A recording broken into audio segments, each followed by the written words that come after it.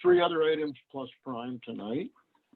And we will be taking them as soon as I get back to the information in the order they are on the agenda.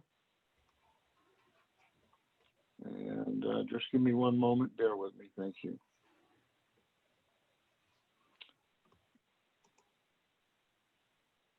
The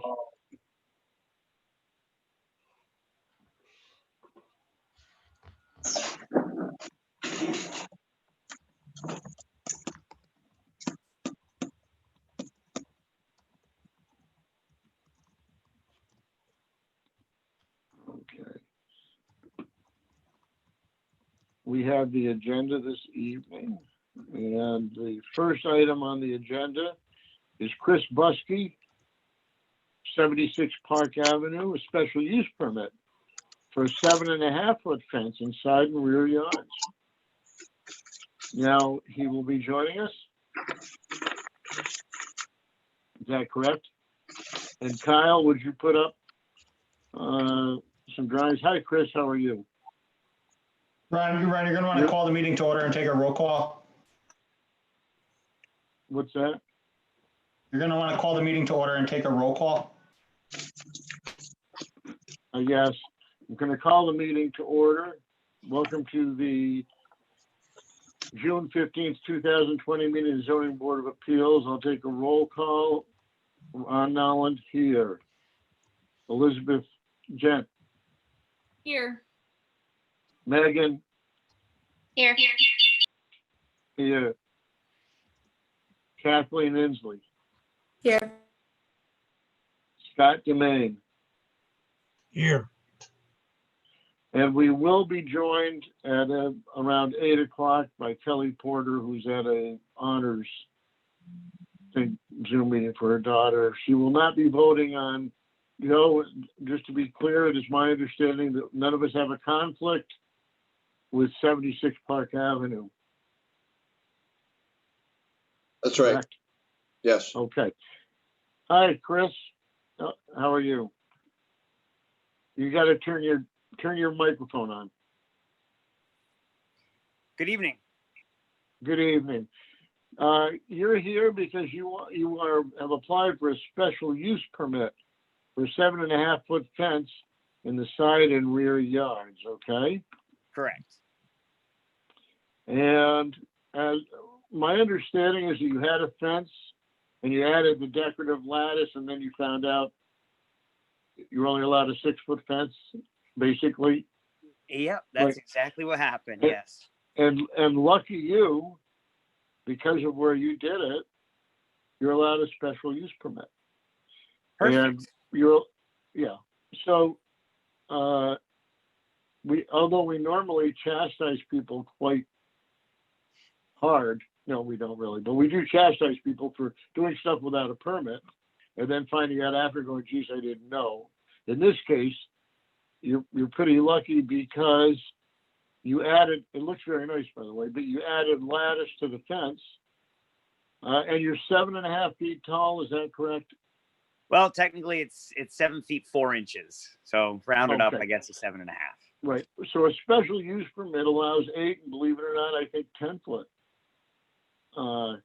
fences in the rear and the side yard. Correct, Joe? That's right. Okay. So let me get to, I want to make sure about the application itself. Here it is. And we have your application. Frankly, in this particular instance, you had to do a long form seeker, State Environmental Quality Review Statement. And you did the application and you filled that out. Normally these are a little more exotic, but we generally look at a couple of questions only, and those are, did you put down that what you needed for permits properly? And there's not really much of an environmental impact of the use or energy use or anything like that. And so on. So I think we have a couple copies of this. I think I have a partial one on the PDF, right? And I have the full one as a paper copy, Shalice, I think, right? So I guess I'm going to open up to the board. Does the board have any questions regarding this special use permit for an 8-foot fence? Maybe you can describe, I guess I've got to go to the paper part now, just a second.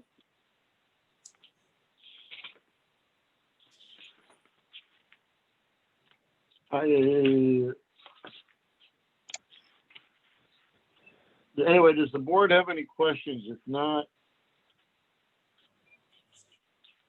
let me know. Joe, do we have any pictures from the street? Oh, yes, I believe we do. Kyle, can you share those?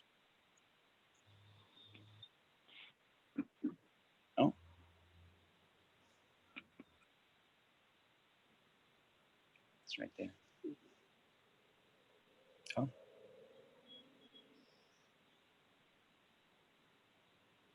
Thank you. That their drawing shows the fence going beyond the house, but the pictures kind of indicate what I had asked before. Your answer that it doesn't. Right. Right. So it's not in the front yard. Any more questions? This one, we don't have a closed public hearing. So, Ethan, can you tell me if anybody's raised their hands to make comments regarding this? I'm going to open up, we'll wait for a minute when I do, but I'm going to now open the public comment period for this. So we'll wait and see. Ethan, barge in and let me know if somebody does raise their hand. Ron, I'll be letting you know. Oh, you can? Yeah. Okay. Okay. Again, this is a no more than an 8-foot fence. It's not in the front yard at all. It's an allowed with a special use permit. Let's do, while we're waiting to see about any public comments, let's do the seeker. This is a long form seeker that goes with a special use permit. I want to know if people have reviewed it, read it, and if I have any comments about it, or if in fact people are ready to approve it.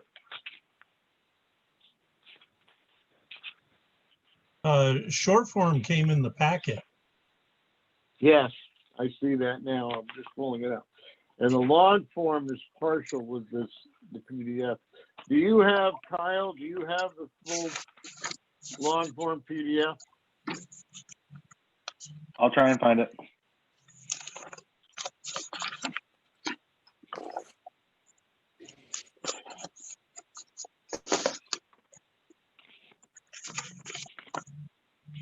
I have parts of it.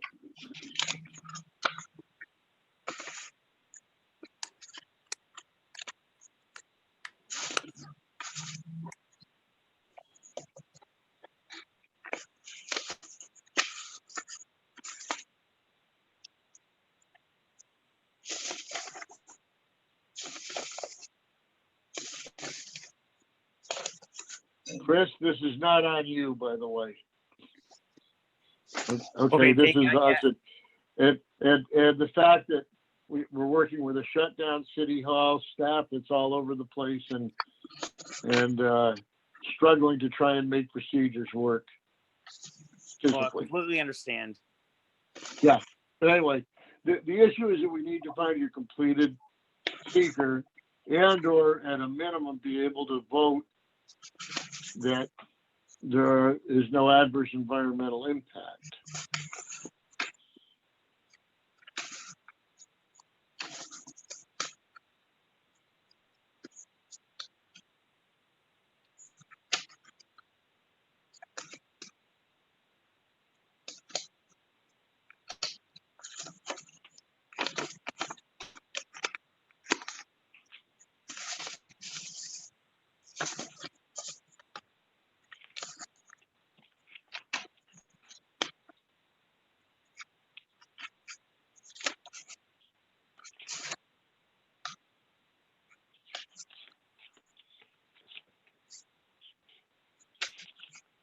How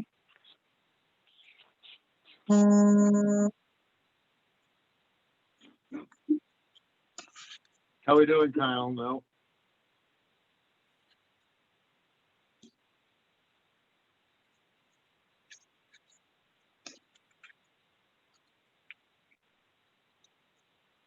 Chris, can I assume that you submitted a full long form seeker?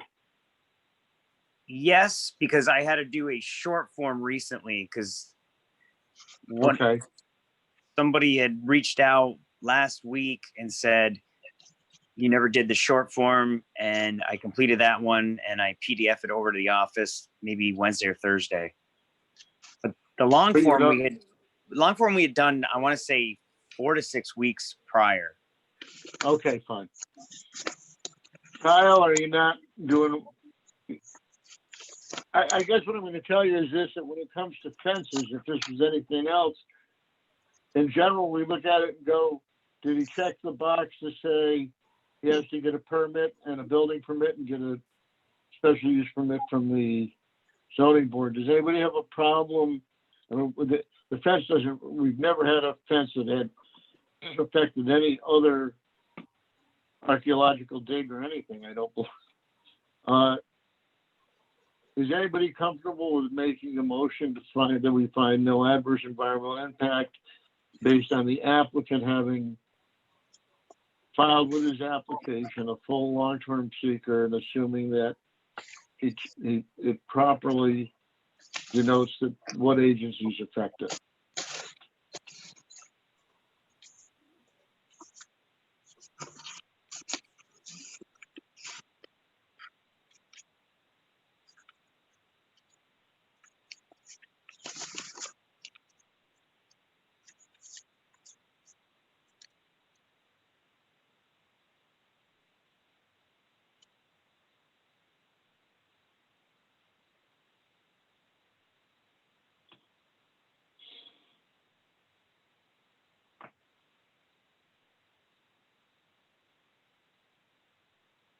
Do I have any takers on that?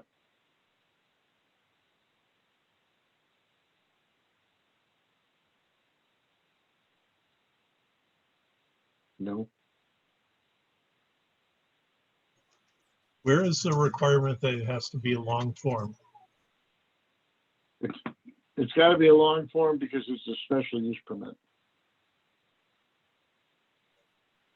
We do Yeah. have a completed short form, yes. Can we just look up a blank long form and go through it question by question? Say that again? Can we just pull up a long form blank and go through it question by question with the applicant? Okay. Yeah, for some reason, all I have is the first 5 pages of that long form here. I'm not sure if that's what you have too, Ron.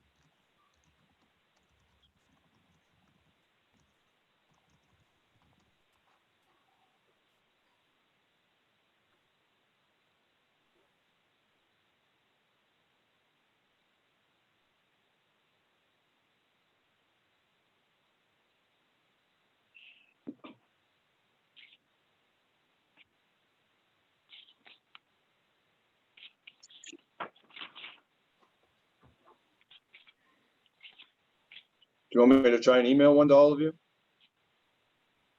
Yes, please. Blank?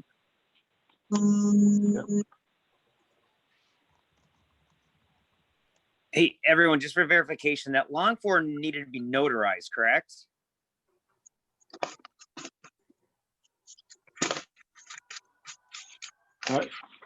Generally, no.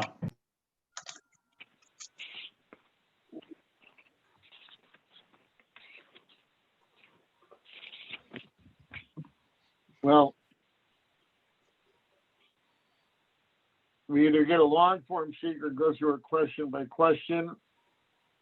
I mean, I don't think this is fair to the applicant that we can't find the part of his application.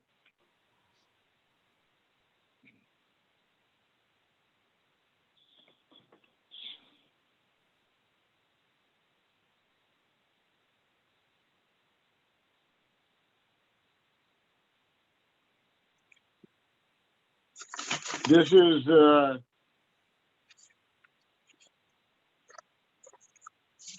no, I think this, please go to the end of this, okay, for a second?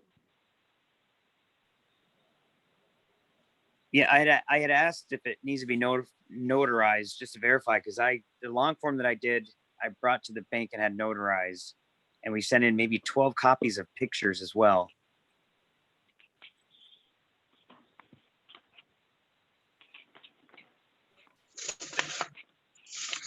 Okay, so I agree with you, Chris. I'm not trying to, we just are having a procedural issue here, right?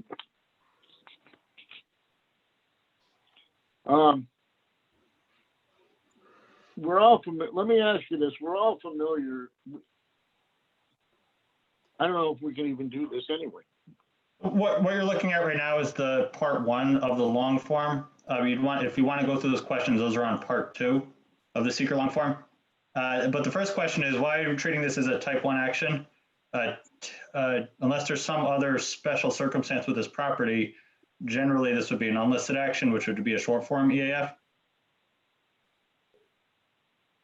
It's our procedure, and that's what we've always done. That's all I can tell you is that when we do special use permits, we have long form seekers.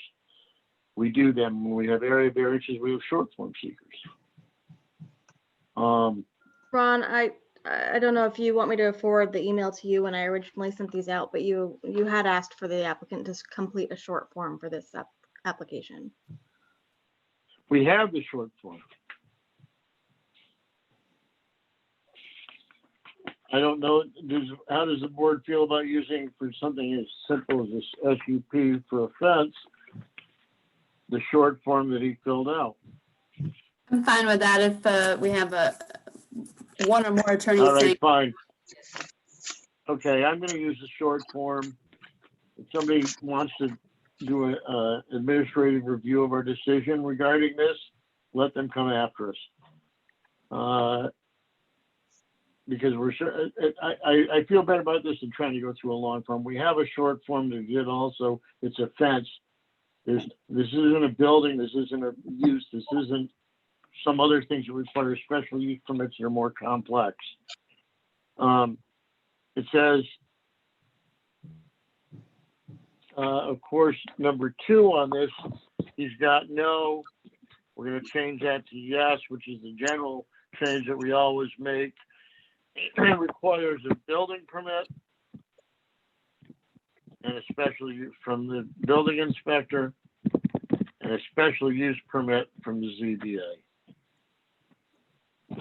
Other than that, the settings are okay. It describes the property. There aren't any other actions or remediations. There's no environmental.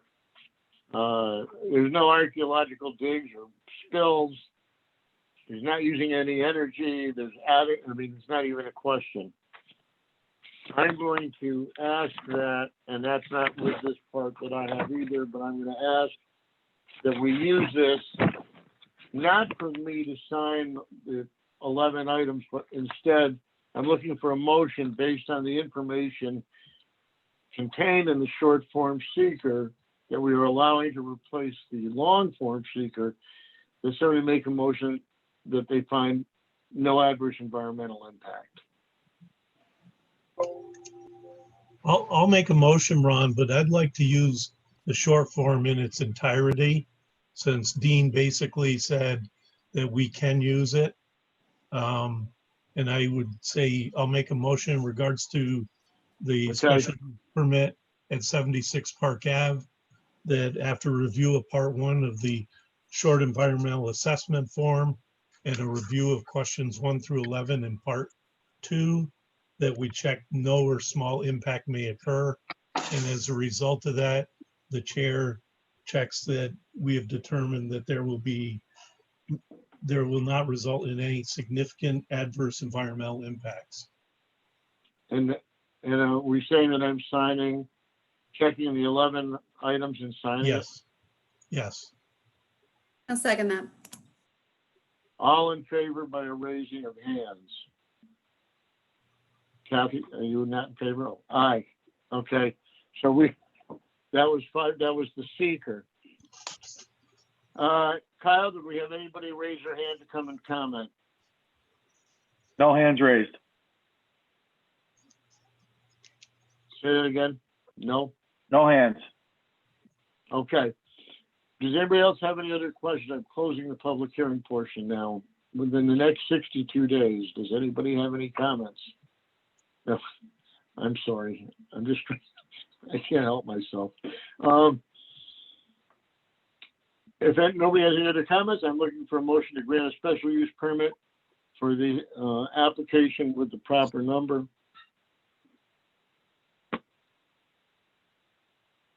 Which is appeal number 2240, Chris Buskey, 76 Park Avenue. I'll make a motion in regards to appeal number 2240 for a special use permit to build a 7.5-foot fence in the back and side yard as shown on the plans and as it exists right now. Second. Okay, who are we sending our, are we chatting? Send it to Shalice. To Shalice. Okay, so chat with Shalice. Chat.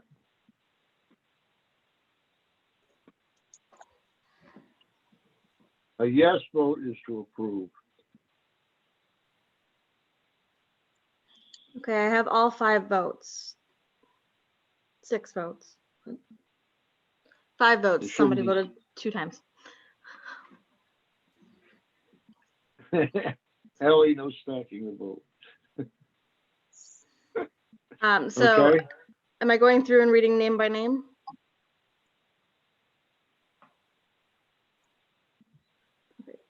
Kathleen is a yes. Kathy, you have to say yes or no. Sorry, I didn't know you were roll calling, yes. Elizabeth is a yes. Yes. Megan is a yes. Yep. Ron is a yes. Yes. Scott is a yes. Yes. Okay. Chris, thank you very much for your participation in the process. Did a nice job. Thank you. Sorry for the confusion with the seeker. Oh, absolutely not a problem. Thank you, everybody. All right, thanks. We're all set on that. Next is Mr. Patel, 1 Tom Miller Road, Appeal 2241. Class B variance request for 8-foot vinyl fence in front yard. And can you tell me how you say your first name, sir? Can you hear me? Hello? Yes, Yeah, you can just call me Nick. Nick. Great. That's what I was gonna do. Okay, no Hi, problem. Nick. Hi. No problem. Okay, so just give us a moment. We're switching back and forth amongst Zoom and PDFs and all that stuff, okay?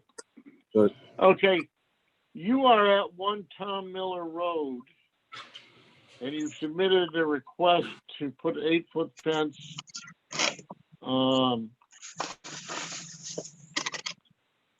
at various parts of your property. We have as we look at the sketches, and you do have a short environmental assessment form, although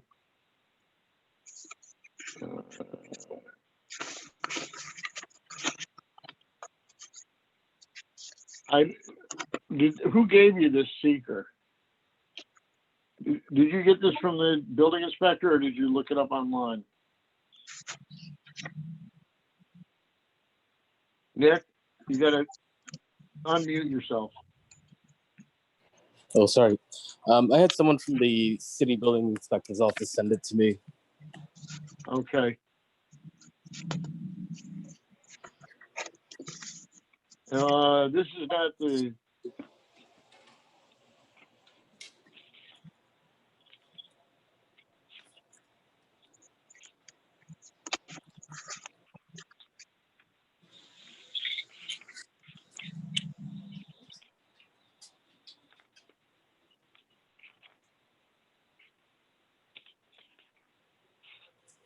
hold on.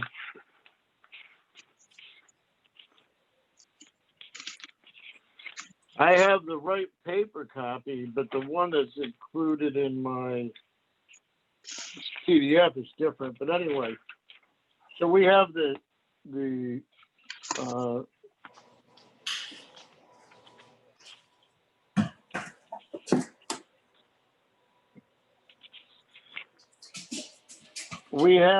I have the long form seeker in my packet, and the seeker that is in the PDF is an older short form seeker. Is that correct? So the first one I filled out is the one that someone gave me back in September of 2019, and then I Right. submitted that, and then about a week or two ago, I got an email saying that I submitted the wrong one, and I got a different file emailed to me. So I filled that one out Mhm. as well and submitted it. So I don't know which one is the correct one, but I did submit both technically. Well, we have one that's a long form, but here's the issue that aside from the seeker, did you watch the pre-meeting, Nick? At 6:30? I did not know. Okay, that's fine. It's not a requirement. The issue is that you want an 8-foot fence everywhere. You're not allowed to have an 8-foot fence in the front yard on Autumn Drive, basically. But So we had discussions in that meeting, in the pre-meeting about this, and what it means is that you just heard us give Chris Buskey, perhaps. Did you pay attention when we were doing his fence? yeah, I was on for that one. Okay, so he has a special use permit because he had a fence in the rear and in the side yard. And so do you, for part of it. But you also have a fence on Autumn Drive that does not meet that designation. So you could, as an example, qualify for a special use permit for the 8-foot fence on, we'll call it 3 sides, okay, on 2 of the sides. But the fence along Autumn Drive where you presently have a chain link fence, there's a front yard that you're not allowed to have an 8-foot, you're not even allowed to have a 6-foot fence there. So that's the quandary.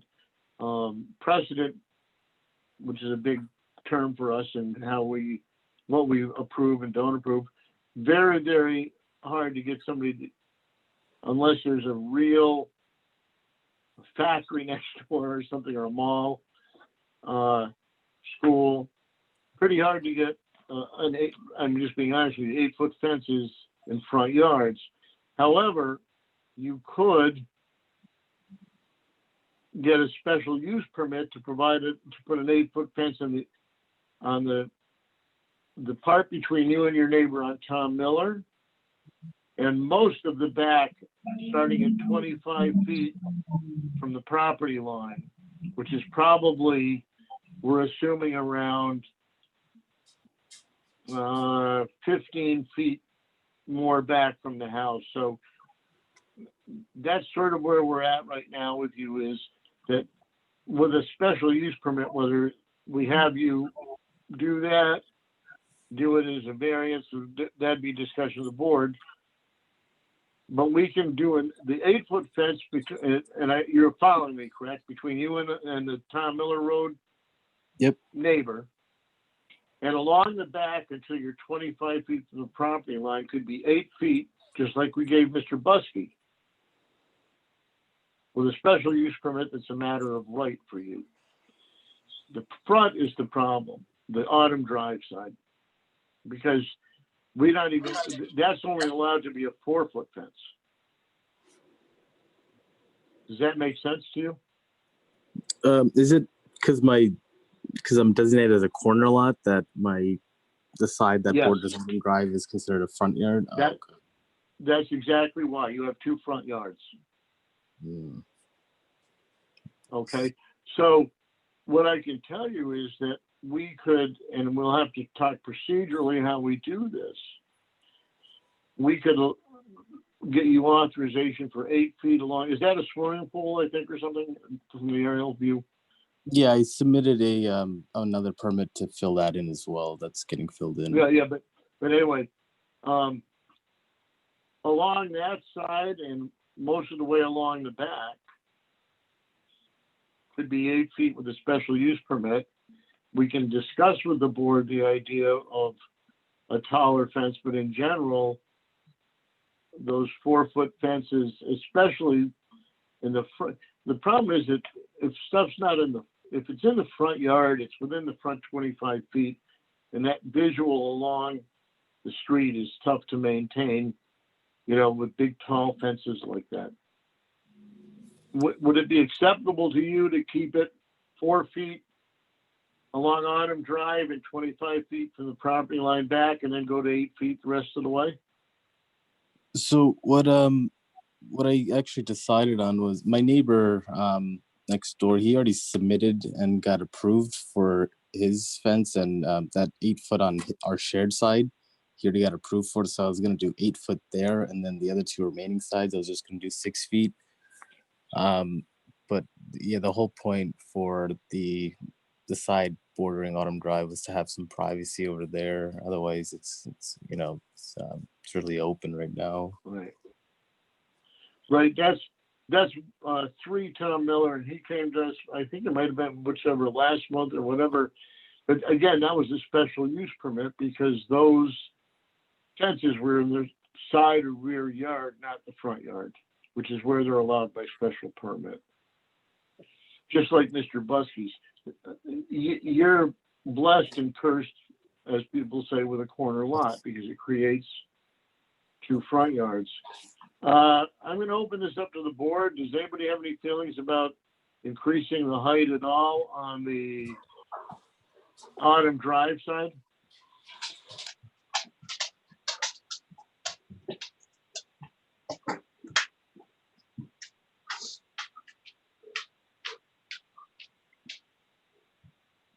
I guess I would consider it at 6 foot, but nowhere beyond the corner of the house.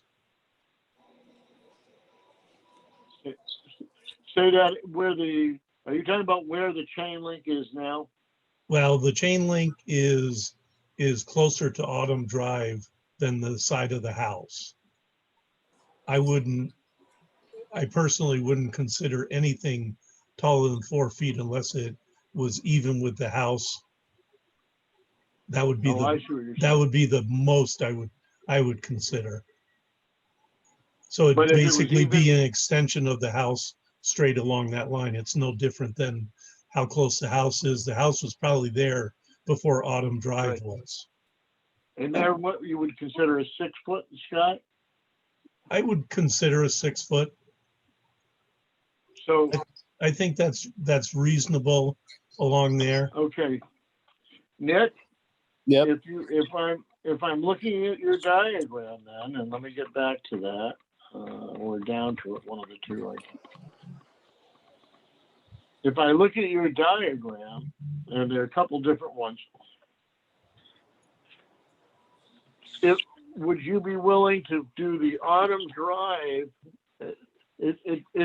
I will tell you this, that it sounds unlikely that you would get an 8 foot fence along Autumn Drive.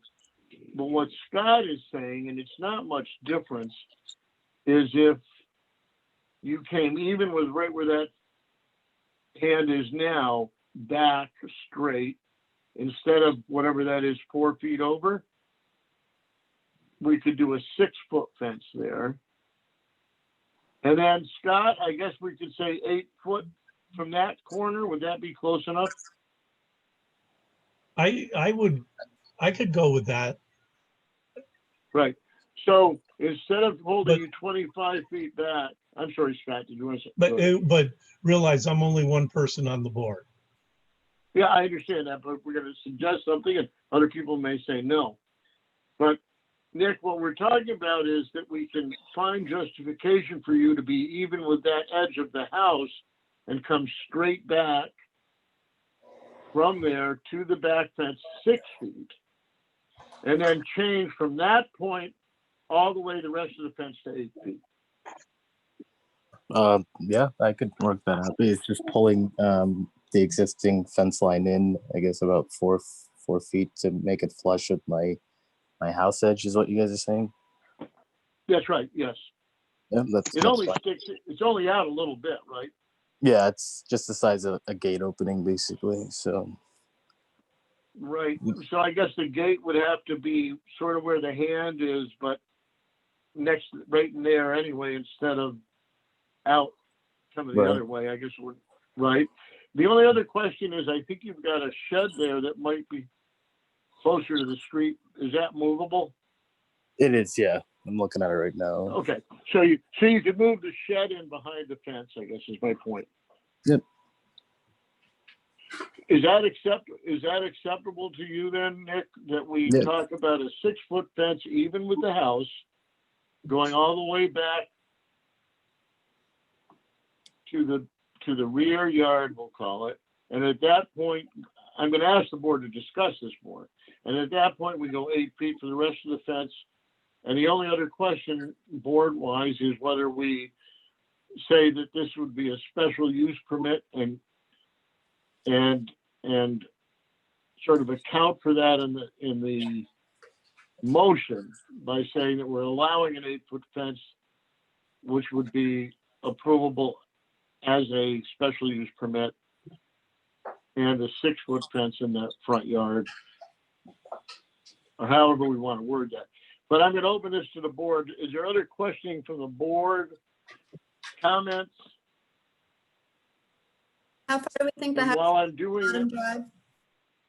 I'm sorry, go ahead. How far do we think the house is from Autumn Drive or from the property line on Autumn Drive?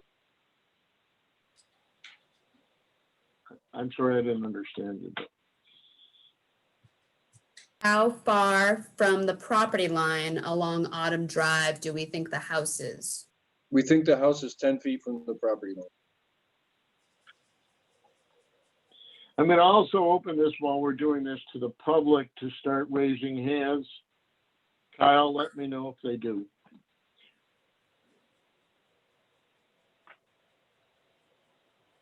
Joe, is there a provision that your side yard starts at the front corner of the house? You know, that is mentioned several times in our ordinance, and there's a difference in certain things with respect to a fence. The language says in the required front yard. Okay, So anything in the required front, even if the house is already too close, it's still the required Right. front yard is the issue. okay, thank you. That's a good point, though. Yeah, I mean, I think that there's he's got certainly the most of it can be 8 foot with a special use permit. I don't know as I feel like making him pay another fee and come back again for that part. The only question is, would we give somebody something like this for privacy, even with the house, which I don't have a problem with myself, but I'm just gonna have the board discuss a little more. And we can talk about the seeker after. Any other questions from the board? Kath, more questions? No? Kyle, did we have anybody from the public raise their hand?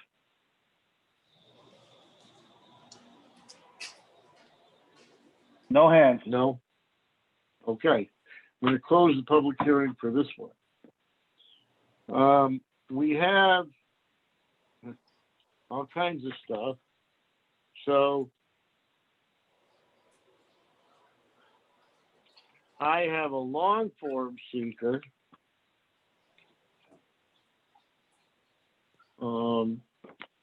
Here, and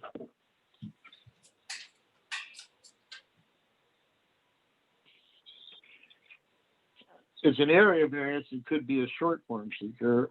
And the short form seeker that I'm looking at in the PDFs is the old one that does not have questions 1 through 11.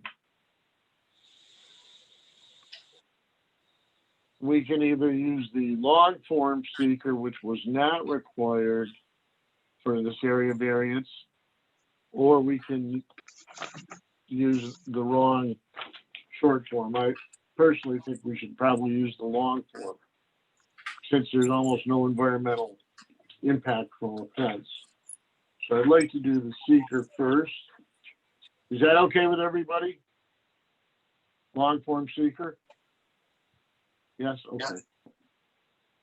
All right, so the only issue is, again, of course, he's got no under city ZBA. He's gonna need either a variance, an SUP, or both, and a building permit. So that is part B of it.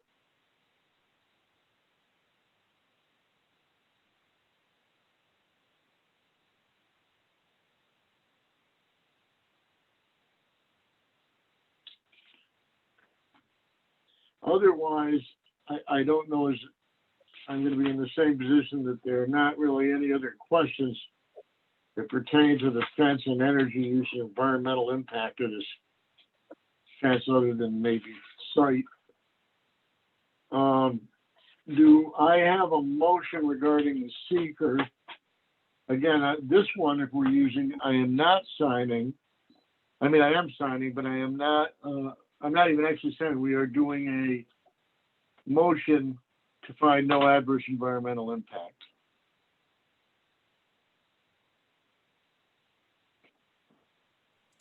I'll make the motion. I don't have the agenda, so I don't know the number of the application.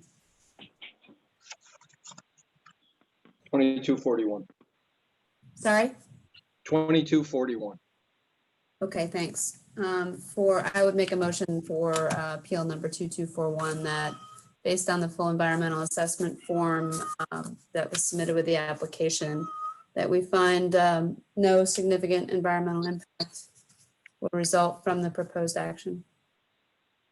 Okay, seconded by Second. Ellie. Thank you, Ellie. All in favor, raise your hand and say aye.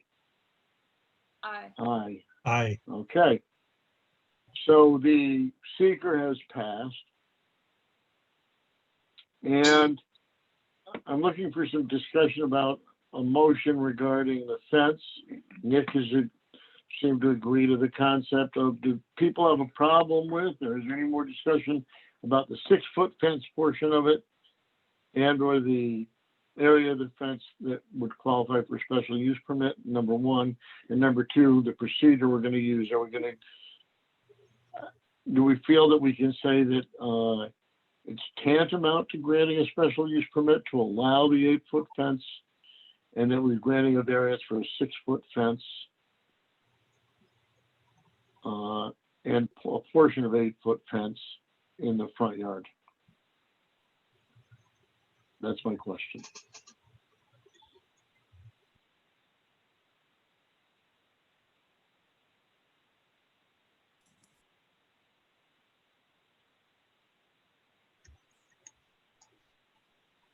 I have no problem if procedurally, I have no problem with granting both and the variants that are required. I mean, the action that he is seeking was clear from the application. I don't think it much matters, under what procedure, what vehicle we granted. Okay. Who wants to make a motion then? Or does anybody else have a comment? I'm sure. Just before you make the motion, I may have missed it. Did you do a roll call on seeker? We did it by a show of hands. Okay.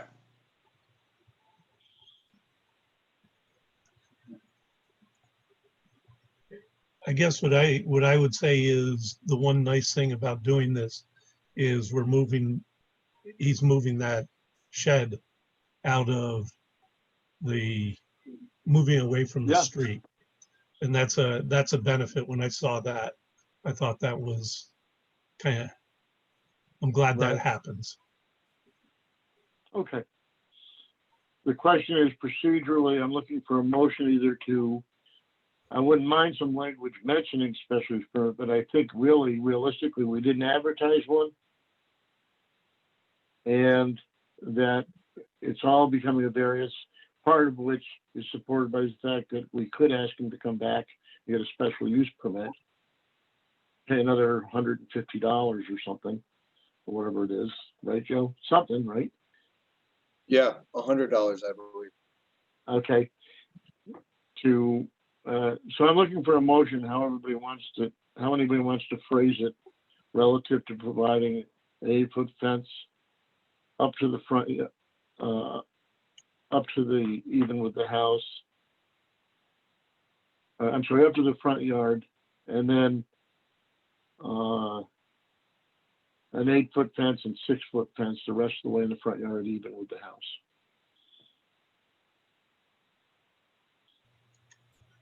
I'll make a motion in regards to the special use permit 2241 for an 8-foot fence in the side yard on the west side completely, an 8-foot fence on the south side of the property up to no closer to Autumn Drive than the east side. East side is to the house, the fence, and then from there to the corner of the house, and as a 6-foot fence, the 6-foot fence never being any closer to Autumn Drive than the house. And it's a special use permit for the 8-foot fence. I guess we're granting a variance for the 6-foot fence and a portion of the 8-foot fence in the required front yard setback. Okay. Do I have a second? I'll second. Okay. We are going to now type to Shalice.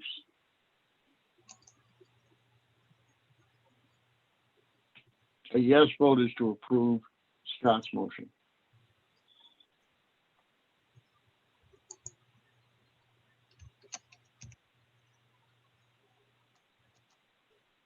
Okay, I have all 5 votes.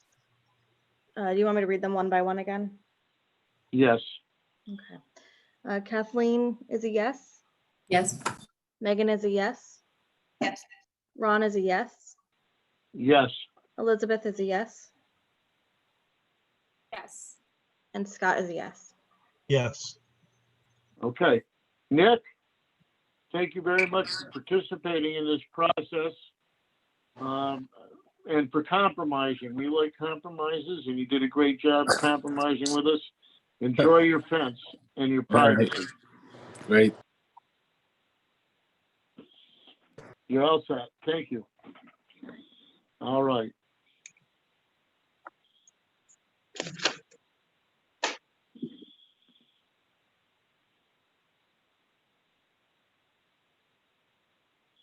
The third application this evening is Julie Dolan at 12 Point View Terrace, a Class B area variance. Request to construct a less than 500, I guess, or 500 square foot second floor addition above pre-existing non-conforming attached garage located within the side yard setback. Hi, Kelly. Okay.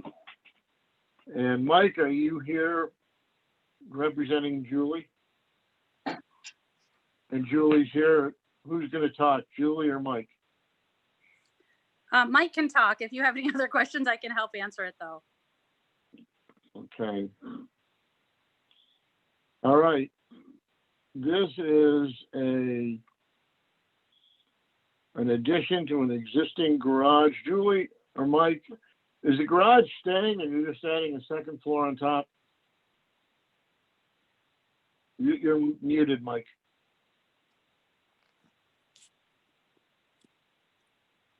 Yes, it is just an addition on top of the existing garage. Right, okay, the garage is staying, you're taking the roof off, building it no bigger, correct? Yes, Correct. It'll actually be smaller. It won't go as far to the lakeside as the lower level does.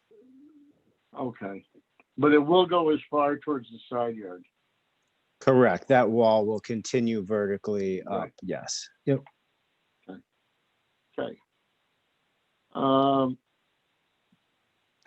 Okay. I'm gonna start with, it's a relatively simple thing. The footprint does not change. Joe, this is asking for a variance because it's increasing, I guess is the question being the amount of the house that's in the side yard because it's vertically up there or what? Yeah, that's right. It's a further exaggeration of the non-conformance on that one side. The combination of the side yard setback is fine, but on that side, it's already too close. You're supposed to be at least 10 feet, and they're 5.5 or 5.5 from the property line.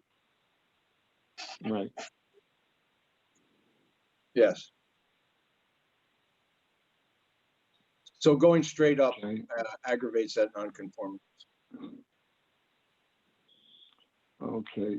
Shalice, you sent more from them after this other email, correct? There sent- was, their site plan that they sent afterward digitally. Right. Do you know when you sent that? Same day. It was probably 15 to 20 minutes after sorry. the first email. I can find it and forward it to you. Okay, I just want to make sure I have the right one. I'm going to open this to the board while I'm looking. And I'm also going to tell the public, if anybody has any comments, you might as well start raising your hands and we will do both. Open the public hearing so that we can be efficient about it. We'll get to you if you do raise your hand. And meanwhile, I'm going to open this to the board for questions.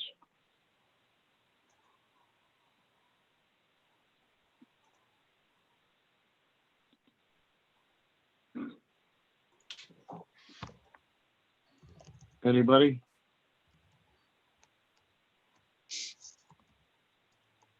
I mean, it's pretty straightforward. Okay. Does anybody have any concerns or questions about it? I'm still trying to find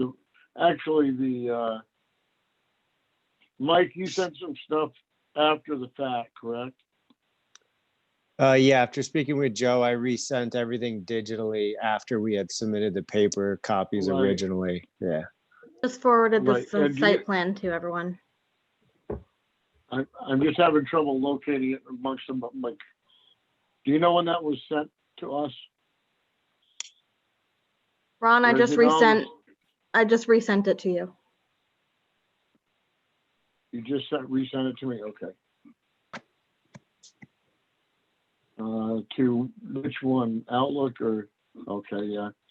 I like my other one better, but that's okay.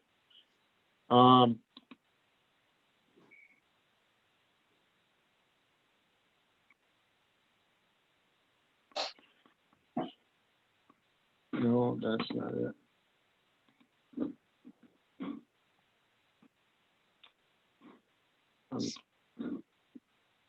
That's the agenda. Joe, did you send me the stuff from Mike? I did. Here we are. I did earlier today, yeah. Okay. I'm looking for the seeker right now and I can't seem to find the seeker. Okay, one 'Cause I second. guess my.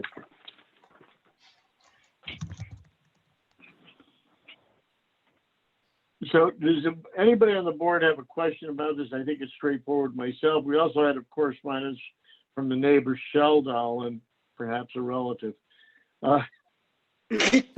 To that he had no problem with the second floor there, so.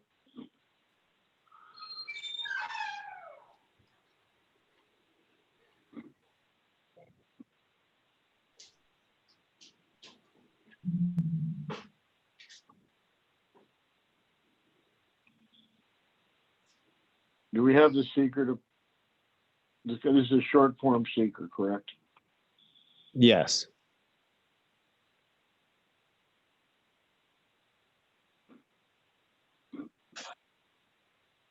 I don't see where we ever got a seeker.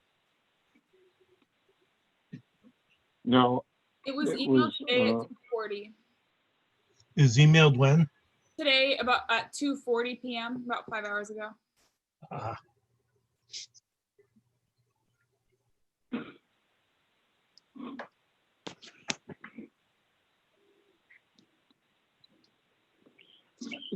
the things that I just got are the page one and another thing. Mike, what did you send us? Well, I sent all the documents submitted today by digitally to Joe's office, which was the application, a letter with the 5 zoning who sent- criteria. Right, Joe right, sent, and who sent,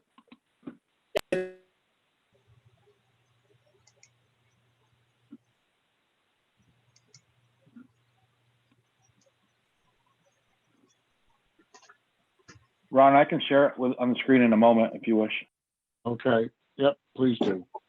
You didn't get that, Ron? I sent it earlier today. Did you send it to, which email did you send it to, Joe? I think the one you normally want things sent to. email. The,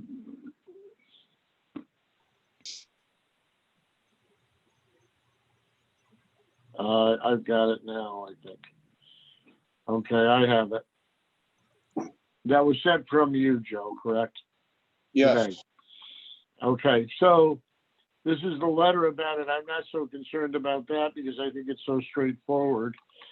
This is the short form seeker on there. Does everybody have it? This was sent today at, from Joe at 2:40 p.m. today. So do we have Kyle or Sleaze, do we have anybody that raised their hands for the public comments?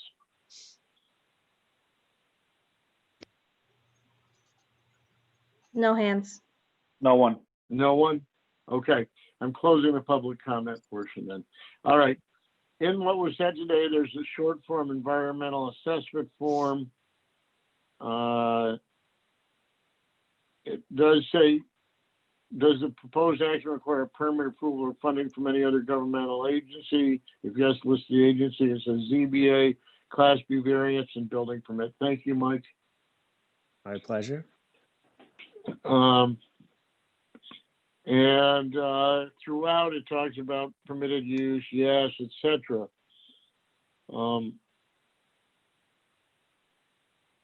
Again, this is a house sitting on top of the other. Did anybody, or in addition sitting on top of the existing, did anybody have any other comments regarding the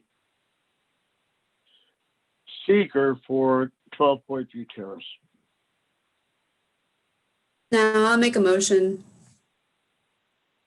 for appeal number 2242 that after reviewing the short environmental assessment form, that in part 2, items 1 through 11, we check no Right, may occur, and that we have you check the second box and sign at the bottom.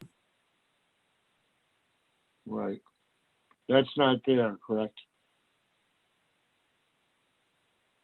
I'll second that. Okay, all in favor, raise your hands. For the seeker. Okay. I'll do Dean for you. Quick roll call, Kathleen, Yes. Ellie, Yes. Megan, Yes. Scott, Yes. Ron, yes, okay. Does anybody have any other questions about this? If not, I'm looking for a motion.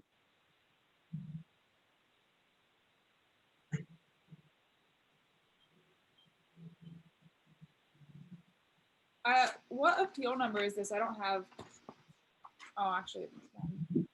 2242.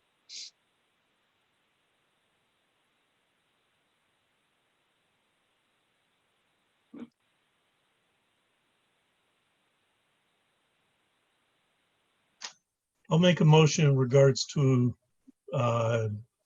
Class B area variance, Appeal 2242 for Julie Dolan at 12 Point View Terrace to construct a second floor addition that violates the side yard setback. It is no worse than what is violating right now.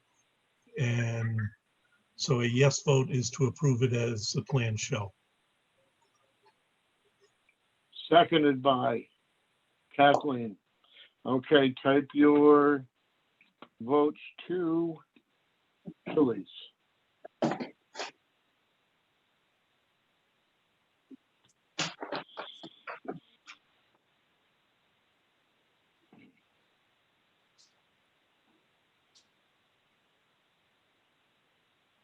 Okay, I have all 5 votes. Elizabeth is a yes.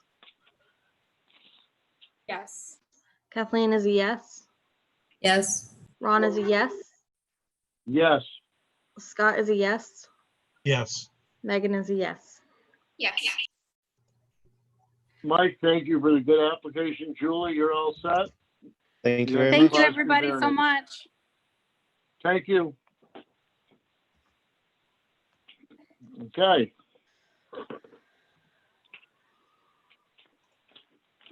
Get rid of this stuff. Welcome, Kelly. Okay.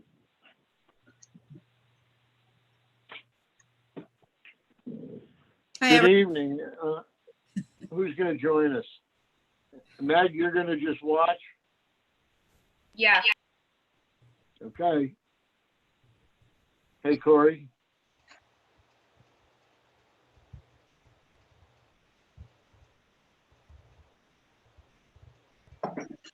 I guess we're waiting for people from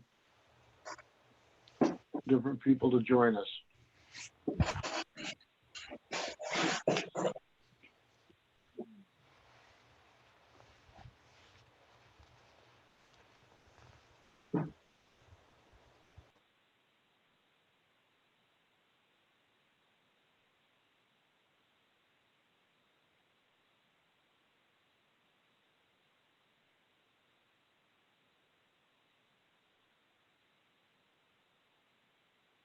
When it's stacking right up.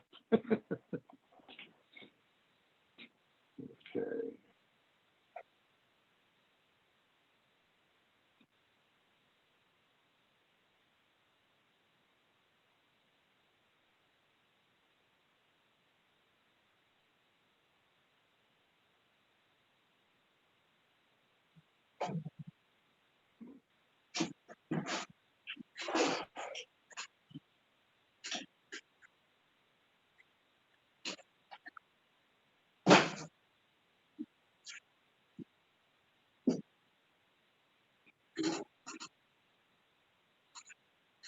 Wow.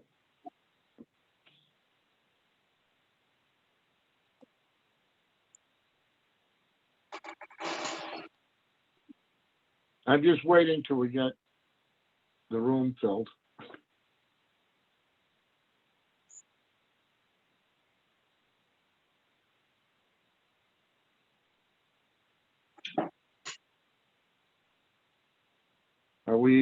Is this everybody? Yes. Okay, good evening. I've been thinking about you people a lot lately. I just want you to know. Okay, all of you.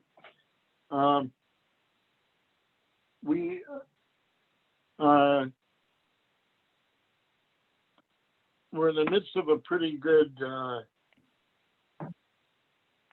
we've been doing a lot of information seeking and we're getting closer, I think. But we have some stuff to deal with. are at a point where, first of all, and we'll chat about this some, but we need to, as a board, discuss our findings to the GEIS. I can tell you that it does not seem that we are just going to unequivocally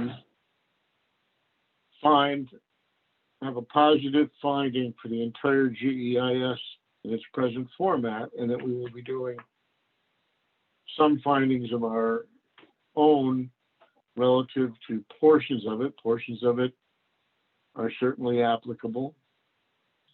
But one of the things we've been working on and trying to understand, and we can talk about the GEIS process, but one of the first thing before we can do anything about the SUPs, it's my understanding that we certainly need to do our finding statement. And to do that, we as a board individually have been reading the findings. I've been trying to collate, I guess is the best term, different opinions, and we don't all have the same opinion, by the way, on the board. That's why we're a board. Everybody's concerns or questions about different portions of the GEIS and how we deal with that. We've consulted with our attorney, who we believe will eventually take what we distill our feelings down to and our issues down to, and formalize it as a resolution. I think we need to discuss the findings this evening for one, and what issues we have with them, and we have some guidelines for that. And talk about how that affects the SUP, and also any questions we still have remaining about the project itself. And again, understanding that we have limited jurisdiction in some areas and less limited jurisdiction when it comes to other areas. And this is a pretty complex thing for us as a board, I would say. I mean, we've been going through this for how many months now together, all of us, you, the applicant, us, and frankly, the people watching and commenting. And I don't think it's so simple as to say this is true or that's true, and on anybody's opinion. And I think that's been part of the problem, or not problem, but part of the complexity of this is balancing all of these opinions and all of these things that people think are fact or truths. And we're all convinced, many people are convinced, all of us in some way convinced, that we know the truth. I understand reality the best, and my version is the right one. And of course, we all know that's not true. So our job here tonight is going to be to start to melt those truths together, if we can, and understand what impacts we're talking about, understand why or why not people might feel that we do or don't meet the 5 criteria for the special use permits, and also discuss some of the issues with the findings and come up with our own findings so that we eventually can produce our findings. And after that, try and get a vote done for the special use permits, the 2 special use permits. It's our understanding, Charlie, that you discussed the fact that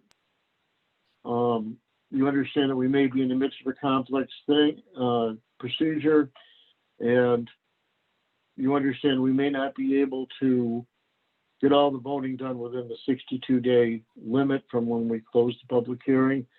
And you've requested, we discussed it briefly, that we would try and, you'd like to see us though try and do that as a special meeting, if need be, and not wait for another whole month. Does that sound accurate? Yeah, so, and make sure I'm not muted. This board has to act before the planning board acts. So we'd like the planning board, the ZBA, to keep that in mind. The other thing is the 62 days is up, I believe, next Tuesday. We would not agree to an extension to the regular July meeting. We would agree to an extension for another special meeting. That is contingent on a good faith effort by this board to take some steps towards a finding statement and towards a resolution. I went back to the SECRA regs and looked at some of the timeframes in the SECRA regs. And SECRA actually requires a finding statement be issued like something like 30 days after an FGEIS. So we've been cooperative. I understand this is a lengthy process, a complex process. So I think hopefully we can agree on a special meeting with some to-dos and a task list to be completed at that special meeting. And we would be more than happy to agree to that. And Charlie, just to be Okay. clear, does it require it or does it recommend it? Well, it would require it, I believe. I'd have to get the regs out. But that being said, I just wanted to remind the board that there are timeframes and we can't just keep blowing past them. So as long as we feel as though productive information and decisions are being made, we're happy to extend.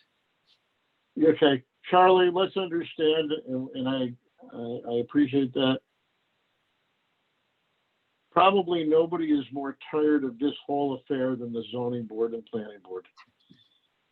I don't know, Rob. And I am not kidding. Pretty close. No, because we don't have a horse to ride. This isn't something that's going to make us money or not make us money. This isn't something that we have a stake in, except our stake. The only stake we have is protecting community value of life. So understand that it's also complex because, and I've been doing this a long time, okay? 21 years this month of zoning. I have never done a GEIS before, and I have never been involved in a process this complex before. And frankly, if a good example is tonight, and again, this isn't an adversarial thing, but if you look, there are 5 zoning board members, and there are about 9 or 10 applicant people. Okay, we are in general outnumbered every meeting. That's not a bad thing. That's not a good thing. It's a statement. So we want this done too. However, we want it done properly, and we'll do what we can. If we, in the end, we have some concepts and questions and comments that I think are important to various members, and we need to talk about that. We understand the time frame. We understand the time frames, but we can't just do this because all of a sudden we're rushed. And that doesn't mean we're going to take our time. We want to be done too. Listen, I'd like my life back to normal. I've been spending almost all my free time reading stuff about this application, and I'm not exaggerating. So we'll do it. I think that we have, it's our meeting, it's our process, whether we're outnumbered or not, and we're gonna go through it properly. We as a board need to make sure what we feel we can do or not do. So Ron, Ron, if I might, I just want to put this issue to bed so we can move on. There's no question in my mind that the zoning board is operating in nothing but good faith and diligence in reviewing this project. I don't think that Charlie is suggesting otherwise. And I want the board to know, as your counsel, you take as long as you need to deliberate on this until you come to the answer and you have the information that you need. If the applicant at some point believes that you're not operating in good faith, they can bring an action to compel you to act. But I don't want anyone on this board to think that you have to rush through this process. Just continue in good faith reviewing the application as you're doing. Try to come to a decision as quickly as you can for the applicant, with the understanding that they're trying to move through the development process. But please continue to deliberate and do so without any feeling that you're going to be forced to make a decision. Until a court forces you to make a decision, you continue doing what you're doing in good faith, and hopefully we can get to a decision very soon. Right, and we will do that. And I guess, Charlie, you need to have some faith in us too, and I'm sure you do. that we're doing this the best we can. Again, we're volunteers. One of us happens to have a legal profession experience, but we're lay people. I happen to be experienced in construction. People have all kinds of different experiences. If we're a volunteer board, we don't get paid to come to this meeting tonight. So we're doing our best, and we will, and we're going to continue to do it. We need to work together with you, and that's what we're planning on doing. So, Ron, the just first thing is- one other brief comment. I just wanted the board to be aware that Jackie White from Miller, Mannix, Shackner, and Hafner is also on the call today as the city special seeker counsel. If the board had any questions, she is available for as a resource. Okay, so, but whose attorney is she? She is the city special counsel for seeker matters. Right. Is that, just so I understand that, hi Jackie, welcome to the show. That means that we've had these discussions before about legal representation. We have Corey who works only for us. Okay? Does that mean, so Jackie is not really here to advise the zoning board, is that correct? She's here to help the city understand seeker. I just want to be clear on that. She's not representing us, correct? Jackie, do you want to speak to exactly what your disposition is? Yeah, the scope of services under our legal agreement was for special secret counsel to the city as a whole at the discretion of the city attorney to provide any input that at the city attorney's pleasure, if you will. So we've guided the city through the GEIS process pretty much from the outset. Okay. So, but clearly then, we as a board are going to rely on our legal counsel only for legal advice about this, and we're going to certainly listen to what input you have to help us with the often complex secret process. Does that sound fair? Thank you. Okay. So our first issue is, before we even get to, and we can start to talk about SUPs and questions and conditions and stuff, is for us to come together and talk about our findings relative to the GEIS. And what I can tell you is that the GEIS was created by consultants and so on, and eventually back and forth. And in some ways, although not as necessarily fully as we should have or could have, the zoning board was part of that process. That said, in February of 2020, a final GEIS was presented and said, here it is. This is everybody's input as far as, tell me if I'm wrong at some point, but, and it contained a bunch of information about all kinds of stuff in the project, some of which may or may not be technically in our jurisdiction, except that I would propose that when we're asked to approve in whole or in part a document, like the findings of the council, that all of that becomes our jurisdiction. If you're asking me to say that this document is right about historic and cultural resources, or parking, or traffic and transportation, or any of those items, land use, community character, if we're asked to approve findings and or differentiate areas that we don't, and again, correct me if I'm wrong, Corey, I'll say to start with, it's my feeling that, it's my understanding that to approve those, we need to understand them, agree to them, think that there's not new information as an example that might change them, but that they all, certainly for the findings, if we're going to approve findings, those things, those items, anything that's in the finding that you're asking us to agree with becomes in our jurisdiction as it relates to the findings. So let me jump in for a minute. So nobody's asking you to necessarily agree with anything. So what your obligation is based upon the documentation that comprises the seeker record, you're being asked to make findings as to whether or not you believe that the project that they've proposed successfully balances environmental considerations with other considerations like economic considerations and the like.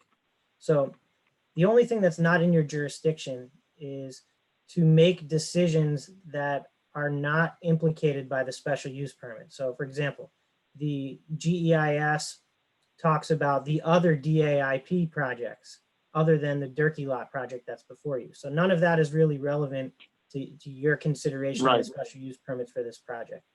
But when you look at the environmental factors and the environmental considerations and whether or not the proposed project strikes the appropriate balance, whether or not they've successfully avoided and mitigated environmental concerns successfully, that's the sort of information that you're being asked to consider. And you're being asked to make findings based upon the documents that comprise that environmental record. So those portions of the GEIS that talk about this project, and that is your toolbox to determine, that is your measuring stick to determine whether or not they have struck the appropriate balance with this project. The findings relate exclusively to the environmental considerations, and you will also be asked to pass a resolution regarding the criteria for the issuance of the special use permits. But first, we have to make that environmental finding. So you could agree with one or more of the lead agency's findings. You could disagree with any of the lead agency's findings, but you're not required to go line by line and say whether you agree or disagree. Okay. What you're required to do is to make your own findings. If it happens that your findings coincide with the lead agency's findings or don't, then that's something that could be included in your finding statement. Okay. Corey, what about Riverwalk? Well, to the extent that the special use permits implicate the remainder of the project on those sites, they would be within your consideration. They would be within your purview as far as environmental factors are concerned, to the extent that they are part of, for example, the PUD boundaries. Okay. So listen, I've spent more time than I care to admit going back and forth through that finding document, whatever it is, 40 something pages or whatever, right from the beginning. And I took lots of notes, and then I took a resolution. We had a resolution, I think, that was provided by the city that was quite broad reaching and frankly, seemed to make us, had us agree with everything, which would have been good if we did. It was a nice, well-written document. I think, Charlie, perhaps you had help with that. Maybe not, I don't know. But, but it also talked about stuff that we couldn't verify. We pared that down. I worked with Corey on paring that down a little bit to the basics. What are we doing for findings? And I think before we can really talk about the SUPs, we want to get this findings thing done. I understand. I watched a very small amount of the planning board meeting. And frankly see the later part of it, or for some reason, Charlie, you weren't involved in the beginning of it. I don't know why or not. I didn't see it when you were on the screen. I just looked like this planning board. And I watched how they were talking about I'm just going to tell you their findings, and I won't use the phrase that you didn't like. I'll say that for you, okay? No, I'm serious. I won't. But what I will tell you is that I have been thinking about the findings, and we as a board have. So I think one of the most important things tonight to do is to understand what difficulties we might have with the findings, and then start to sort that out. And I think that's, and you're going to tell us that's not our jurisdiction. Corey's going to say it is. Somebody's going to say this. I don't care that we discuss in that manner. Sure. I don't think that's a bad thing. So I'm going to do it this way. Go ahead, Charlie. Related to the planning board meeting, some of the things that came up in the planning board meeting, I think might be important for you guys to wrap your head around now and seek advice from Corey or Jackie or whoever is. The planning board was struggled a little bit with understanding how the project changes fit in. So building height, for Mhm. example, and appearance, it appears much lower now. That's a project change. But we view those project changes as mitigation measures. So, what was studied in the GEIS was something that has more of a massing to it. We heard comments from the boards, from the public. We then pared down the appearance of the building. So that's not a significant change, but that was mitigation that we provided.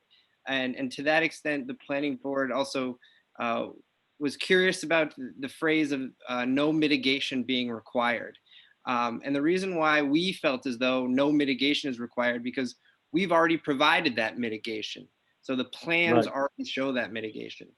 So those are two things that took a lot of time at the planning board meeting that I just wanted to note. Right, not a problem. And you know what?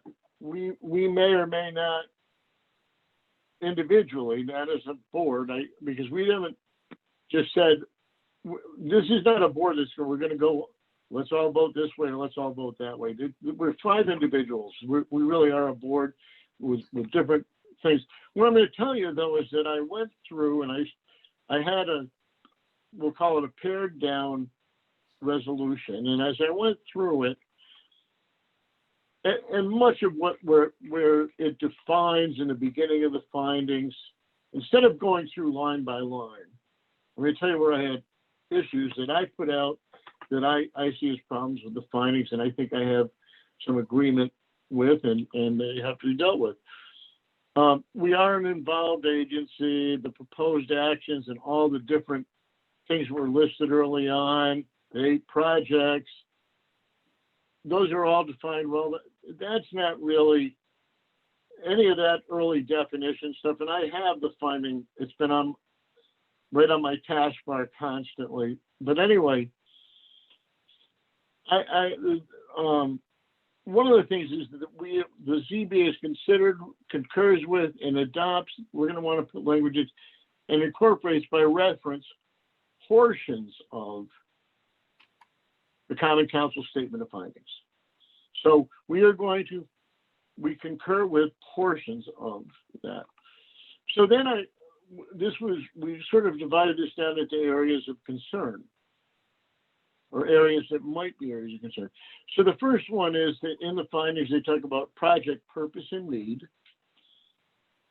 And the findings say that there's a list of 500 temporary, 100 permanent jobs, as well as 11 million in downtown revenue, which is undefined how that gets there, at least in the finding. There may be other documents, but I'm looking at the finding because we've been asked to approve and or find our own findings based on that one document, not a whole bunch of other stuff or what people said, that document, right? That's what we're talking about, whatever's in there. So I didn't see a lot of stuff. It talks about sales tax, property tax, putting the city in a more physically sound position. My feeling about that is that that's all well and good, but there didn't seem to be a lot of backup. It was just sort of saying, hey, we've examined it. We really think it's going to be better. That was the impression I got from the language in there. And it's also, I do want to note, whether it changes your plans or not, that this was prepared and finished in February, and the world has changed. There's a pandemic. We can talk about whether or not it affects your ability to rent apartments or if people want to buy stuff more or not. But the fact of the matter is that financial considerations, to me anyway, and I'm starting with me, and then the board can contribute and you contribute. I don't know if you can just bet on those or say they're right post-pandemic. I mean, the market drops up and down thousands of points. And I think that I'm not sure that we can concur with that. Let's start with that. That doesn't mean that we have to. It means that we can say we don't because we're concerned about this or that. Does that mean that the project, it just means our findings are different. Okay, So, as far as I know. I completely understand what you're saying, I think. So that section and the information from that section Those are statements and conclusions, and the support for those are going to be in the SECRA record. They're going to be in the DGEIS and the FGEIS and the reports and comments that follow. Related to COVID-19 and our current crisis, Dean DeVito, principal at Prime, is here this evening to answer comments on that. We've submitted a letter also that demonstrates that the basis for all that information, Ron, that you just talked about in the project and needs section, that was based on an assessment that done was February. However, COVID-19 has not really impacted those assessments at this time. And so to think and to try to speculate how the COVID-19 pandemic is going to play out is almost an impossible task, and SECRA doesn't allow us and doesn't permit a board to speculate about an environmental impact. Now that said, Dean is here to speak about the project and its ability from a financial standpoint. But one thing Okay. I read on Friday that I just wanted to say, because I think the board members would find this interesting, in the Albany Business Review, and again, in my mind, Albany is upstate New York. That was touched on in one of our first meetings. But there were a number of articles in there about how investors and developers are still moving ahead with apartment complexes and downtown initiatives. Office buildings in Albany are being transformed into apartments, again, because of that need for apartments. Owners of a hotel in Latham are turning a hotel into 112 apartments. Again, the need for apartments. Who knows what's going to happen to the hotel industry? And then another one, a little closer, is COVID-19 is not stopping investors from investing in downtown Glens Falls. A similarly sized municipality. Oh, that's okay, and that's all well and good, Charlie. But for right now, what I'm trying to do is establish where we might have concerns. Sure. So even I don't even necessarily, I'm telling you first, I want you to understand the concerns. I want to go through this because what I don't want to do is keep going, oh, and here's our answer to that. Oh, and here's our answer to that. Eventually I do. But I want to get these out because I feel like one of the things that's happened is we get bogged down when we say a concern and we get a whole bunch of answers about it. Okay, so let me tell you that whatever articles there are, whatever concepts there are, that's fine. My only thing that I'm saying is that the GEIS findings that we have, and even if those documentations, those other parts of it, I believe that in one sense or another, whether it's taxes, and again, I could start to talk about, I've got a big concern about the devaluing of downtown, which we can go into because I'm talking about as far as the GEIS relative to parking, which is another whole concept. But all I'm saying is that at this point, the findings that you're asking us to come to our own findings about contain language about all this financial stuff that may not be true. I don't say that it isn't true, and I don't say it is true. What I'm saying is that the world has changed, and it may need to be re-examined, and that I can't, no matter how many articles you give me, because I bet you I can find 30 articles on Yahoo that say the hotel industry is great and the apartments are dying. I mean, that's not my point here to argue back and forth with statistics. It's for me to say, here are the issues and the findings. Okay, so that's issue number one. Can I jump in for a minute? I don't need to remind you of this, but I'm going to anyway. You are the chairman of the zoning board. This is not a public hearing. No one is entitled to speak. You have the pleasure to ask anyone to comment that you choose. This doesn't need to be a dialogue. This doesn't need to be a conversation. You have the floor until you recognize someone. No one else is entitled to speak. This is not a public hearing. Okay, thank you.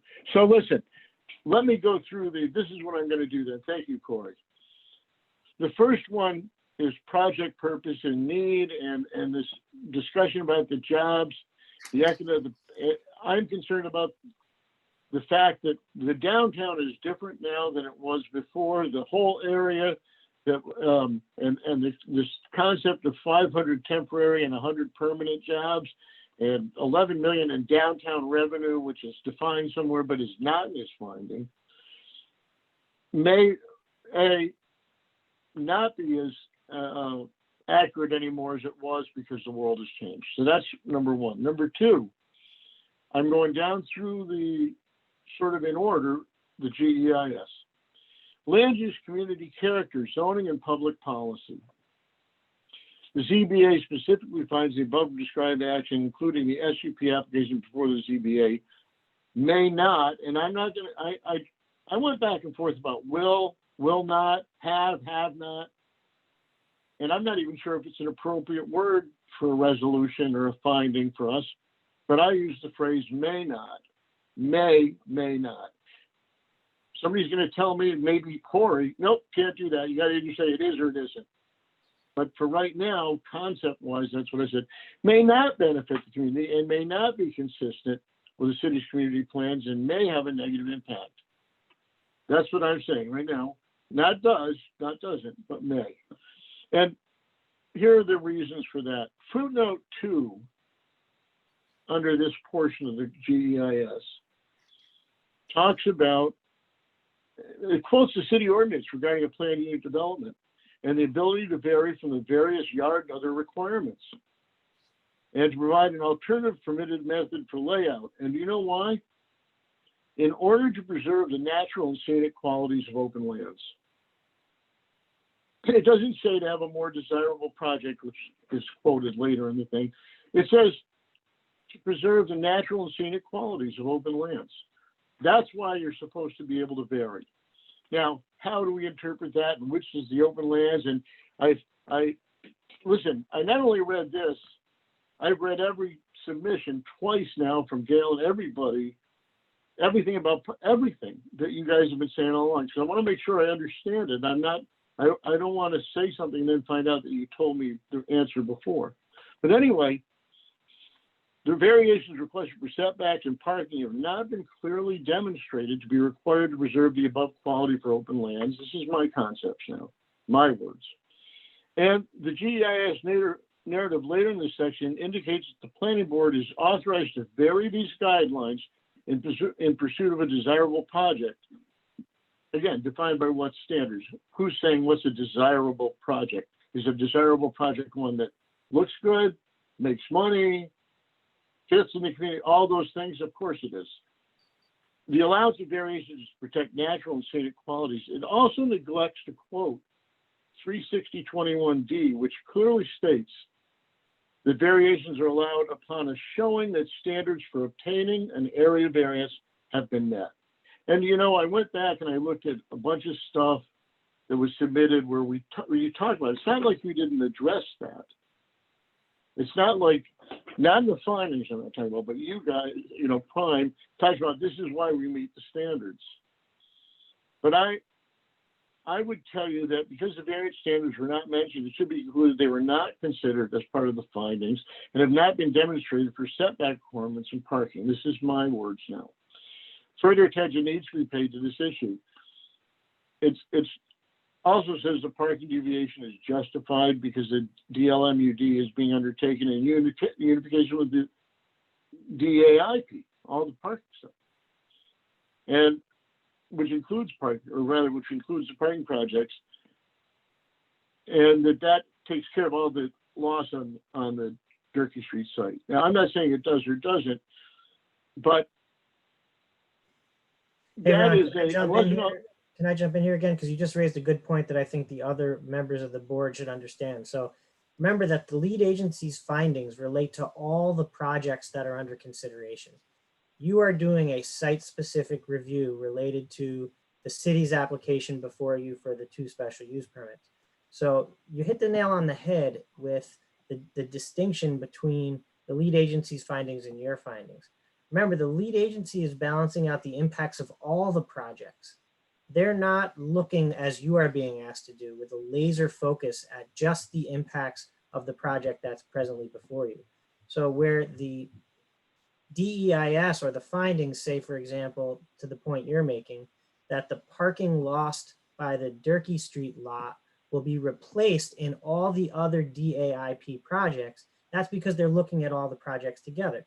They're saying you're going to lose X amount of parking here, and we're going to make up for it with all this parking all throughout the city and these other places. You're being asked to look at how the applications that are before you are going to have impacts, not all the other impacts. So you raise a good point there, that those are the exact types of considerations that you as the zoning board should be looking at with a discerning eye and referring back to the record to see what is the impact from this project. Right. Thank you. So we need to talk about parking and parking calculations, but most of this comes back to the fact that even the parking, and we've had discussions about this, and I went back and I found back where, I think it was in January, I got a thing that talked about the spaces required, and it said, we need 286, and we've got 286, and that didn't have the 50 in it, then I pointed that out, and then eventually it changed to the 226, et cetera. But the fact of the matter is that I believe that the parking, and this is as it relates to the GEIS, I believe that the parking falls under the same requirement, even though it's an alternate computation that the planning board can approve, it must still meet the criteria that a variance would have been granted. So when we talk about, I'm glad to discuss it. I'm just going through this right now so we understand it. So there's a question about that and whether or not that has to meet that criteria. It seems to me, because parking is listed as one of the guidelines, and they say the following guidelines, and they list about 50 of them, parking is supposed to meet all those, whatever is required in the parking section.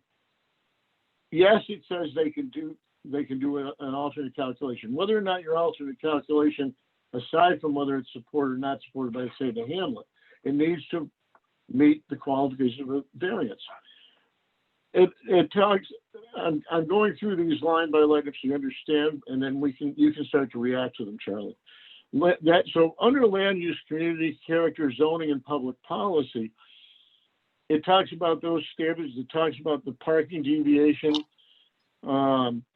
It's acceptable, but it still needs to meet that as far as I'm concerned, the variance that it would have been granted when. Narrative indicates it will have a mix of architectural elements. Now, I'm not sure if I understand totally what's happened with the planning board. I don't like this concept of clapboard and metal panel and all that is not, and I do understand the concept of some modern looks within an old downtown and showing the modernness and all that stuff. But frankly, a big clapboard building does not seem to fit. And I don't know if the council understood that when you look, but I also believe that you've been changing those materials a bit and going to stove brick and some other stuff with the planning board. I'm only saying that I believe that those materials need to reflect in more the architectural style. I'm not saying it can't be mitigated. I'm not saying you can't meet that with proper materials. I'm just saying that's part of that section. And I mention it because the section still talks about a lot of clapboard and board and batten. So Ron, And then, sorry to interrupt you. I just want to jump in again. So yeah. So what you're noting is, and I think this exercise will be helpful for the board to try to start culling together your own reasoning. The lead agency determined in their finding statement that the DL Mudd building has been designed with a mix of architectural design elements sympathetic to other downtown architectural precedents that offer a blend of old and new, including, and it gives you a list of materials.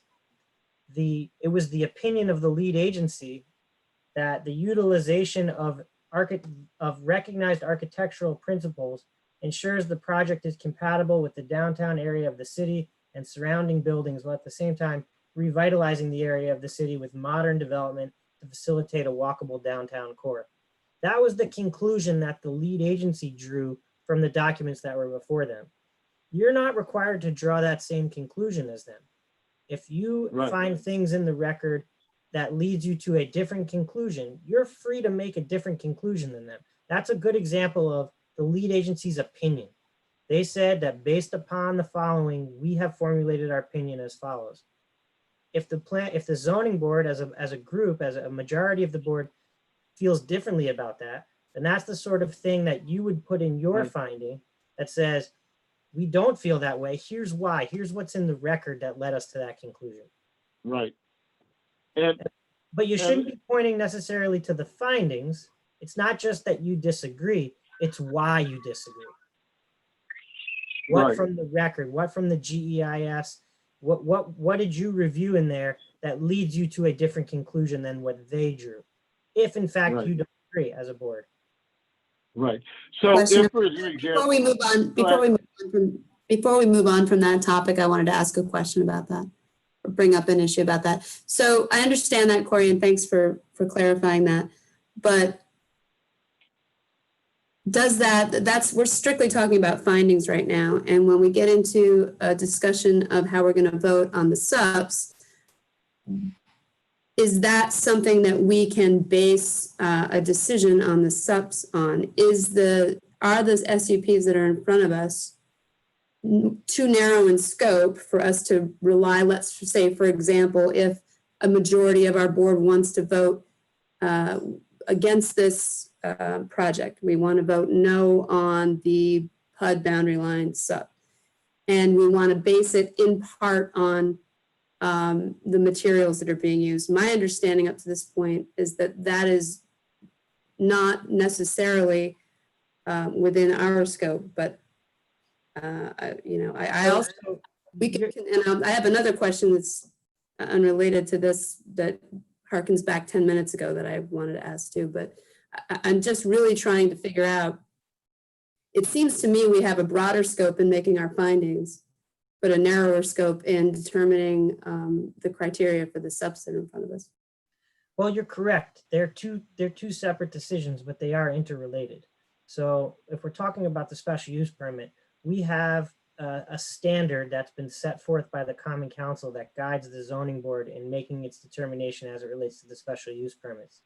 I'm overgeneralizing it, but essentially, and I'm looking at the language, it's that the project has been designed to safeguard public health convenience for the preservation of the general character of the neighborhood in which the building or structure is to be placed or such uses to be conducted. And then there are criteria that we look at to land there. So in determining whether it's safeguarding public health for the general character of the neighborhood in which the building or structure or uses to be conducted, we're to look at the general character and height of the structure. So general character of the structure is pretty broad. I understand general character is pretty broad, but this is a very broad. But the sub in front of us is the boundary. Well, but you can't look at it in a vacuum. So where you place that boundary is going to allow uses, including the building that's being proposed.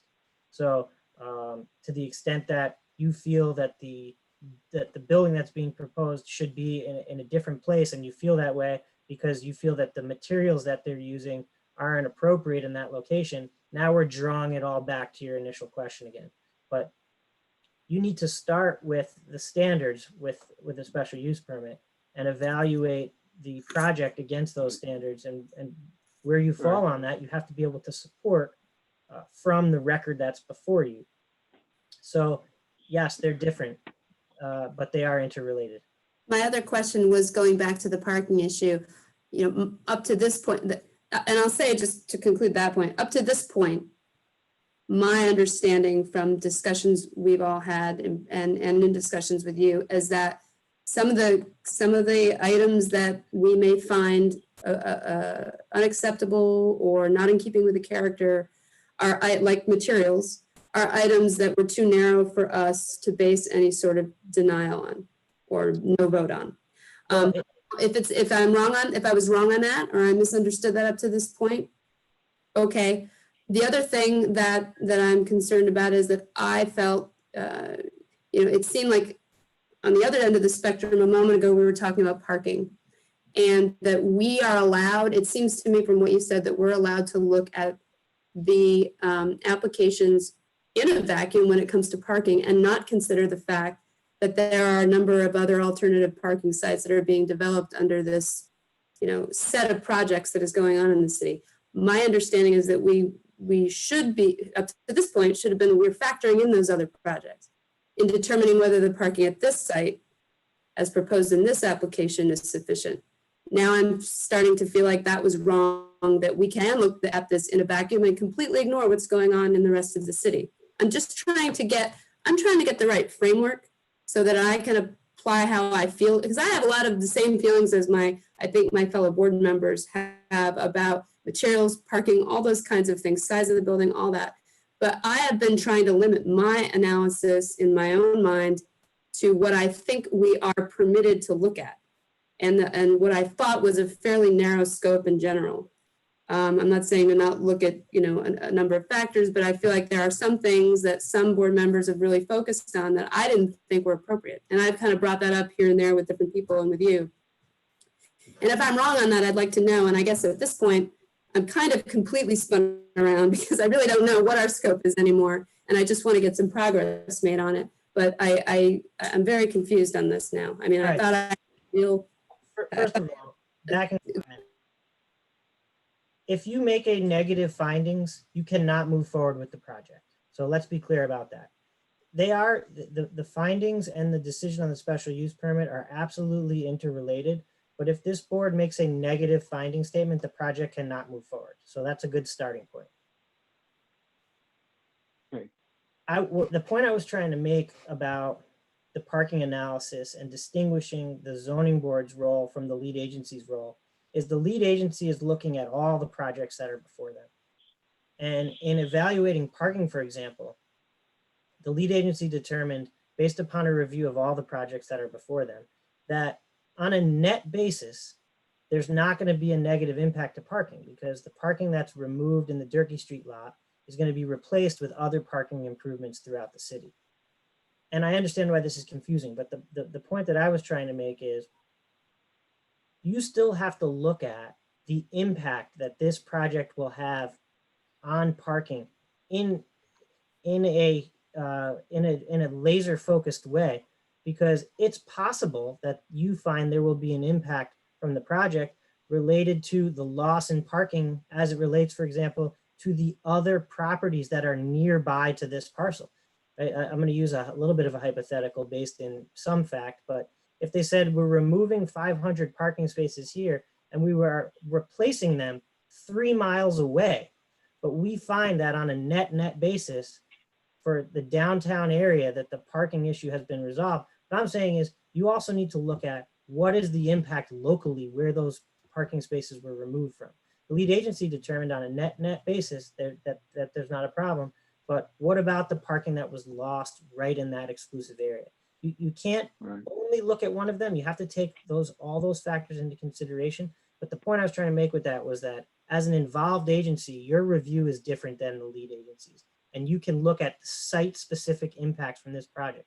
They did a general look, right? They did a general environmental impact statement. In general, they found there was not going to be parking impact. But you're being asked to do a site-specific review based upon just the impact of this project. You can't look at it exclusively in a vacuum, but they didn't look at this with the level of detail you're being asked to, because they recognized, well, they've got to get a special use permit from the zoning board, and those site-specific impacts will be reviewed when the application before the zoning board comes before that involved agency. So that's an issue that is confusing. This whole thing is confusing. But the point I wanted to make was distinguishing the involved agency's role from the lead agency's role, and how you're asking to be done to do a site-specific review, not a general review of the impacts of all the projects. Did I make Hasn't there been an expert parking study done to which there's been no refuting expert study that has concluded that this is sufficient? And that's another part that I thought was pretty well settled, and now I'm stuck on why we have discussed that in the past. Yeah, so, Ron raised a point in his analysis that, and I'll invite comment from someone on this at the appropriate time, that, the traffic impact study wasn't included, as it relates to traffic impacts. And the parking study talks about the review that was before the lead agency, which was that global review of replacement parking throughout the city.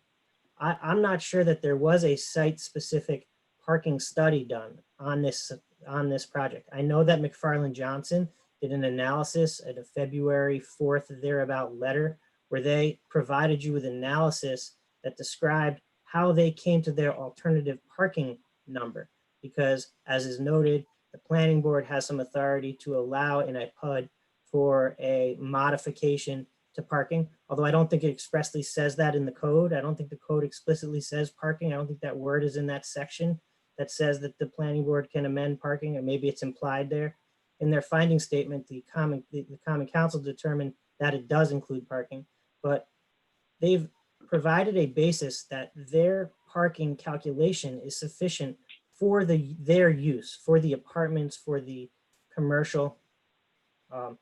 I'm not sure, and I'm not the traffic engineer, I'm not sure it spoke to the specifics of how the loss of parking on the Durkee Street lot will impact adjoining properties, adjoining businesses. I don't know whether that's been addressed or not. Maybe the zoning board, I'll leave it to you if you want to invite comment from the applicant or from their consultant on that issue. Okay, I want to say also that, again, we're doing two separate things here. One is the findings and the other is the SUPs. Right now we're on findings, but both because something is mentioned in the, I think it's accurate to say that if something's mentioned in findings that we're either agreeing with or portions of, that we either can just leave them out of our findings and say we're not going to deal with that. I don't know if that's an implicit acceptance of that, of the findings. We don't specifically say no or just don't specifically say yes.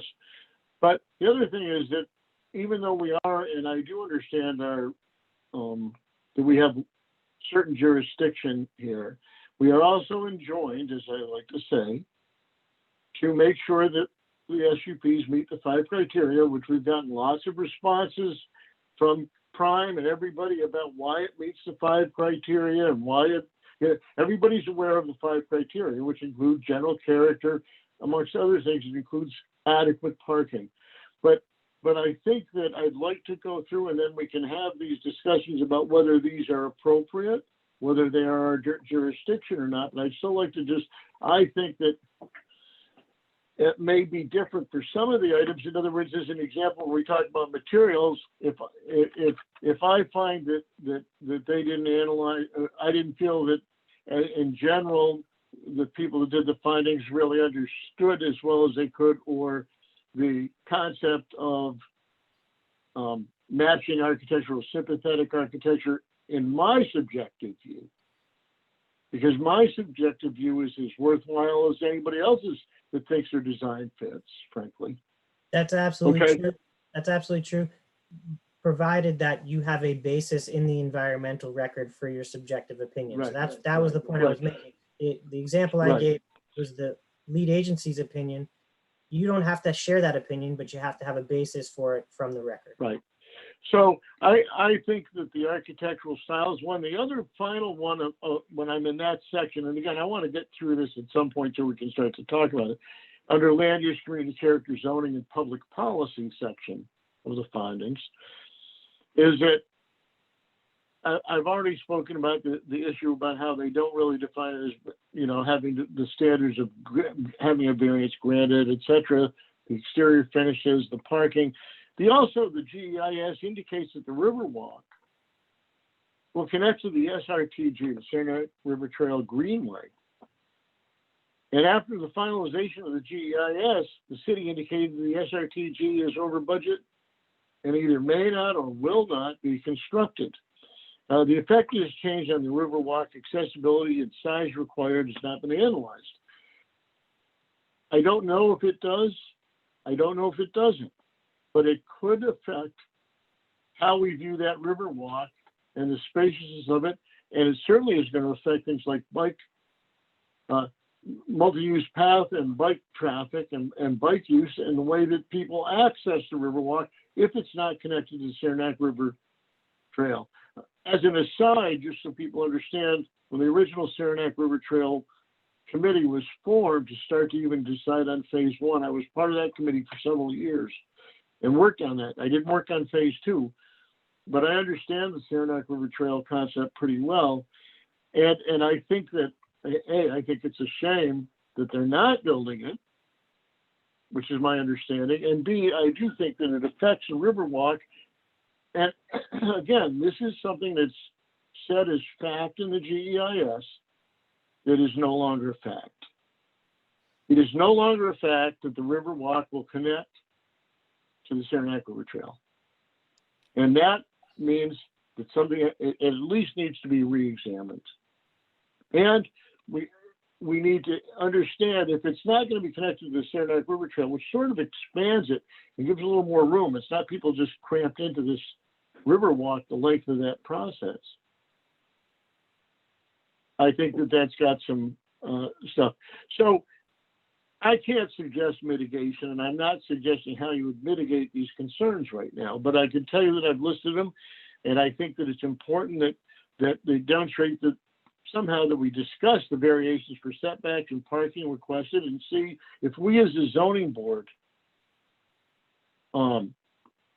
agree that they meet those standards. And, you know, I've seen a lot of stuff. I read all kinds of stuff about why you say it does. And we get all kinds of applications.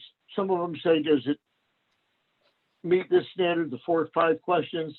And the answer is it create an undue hardship? No. Does it do this? No. Does it do this? No. Some people go right through why, just a second, Charlie, why it does or doesn't meet it. The fact of the matter is the ZBA is the board that grants variances. If there's anybody that's familiar with how variances are granted, what meets our standards, it's the ZBA. It's not the planning board. It's not community development. It's not anybody else but us. You would think that it would be important that the ZBA say to the planning board, yes, this does meet the standards and would have been granted a variance. That's all, you know, so that is that part. Go ahead, Charlie, quickly. But I was just for process, and the planning board didn't let Prime participate to the very end. And I think that was counterproductive for a number of reasons. But one is, while some stuff and answers to your questions are fresh in my mind and fresh in Prime's mind, maybe we should take it by section. So you just did project need and purpose, and then you went into the land use consistency aspect of it. So I do have a number of things that I would like to make a comment on those 2 sections, as well as our consultants might be able to help you contextualize your concerns. But as stated clearly, that's your call. Right, and we will do that. I want to get through this. I worked many nights on this concept, and I really want to get through it.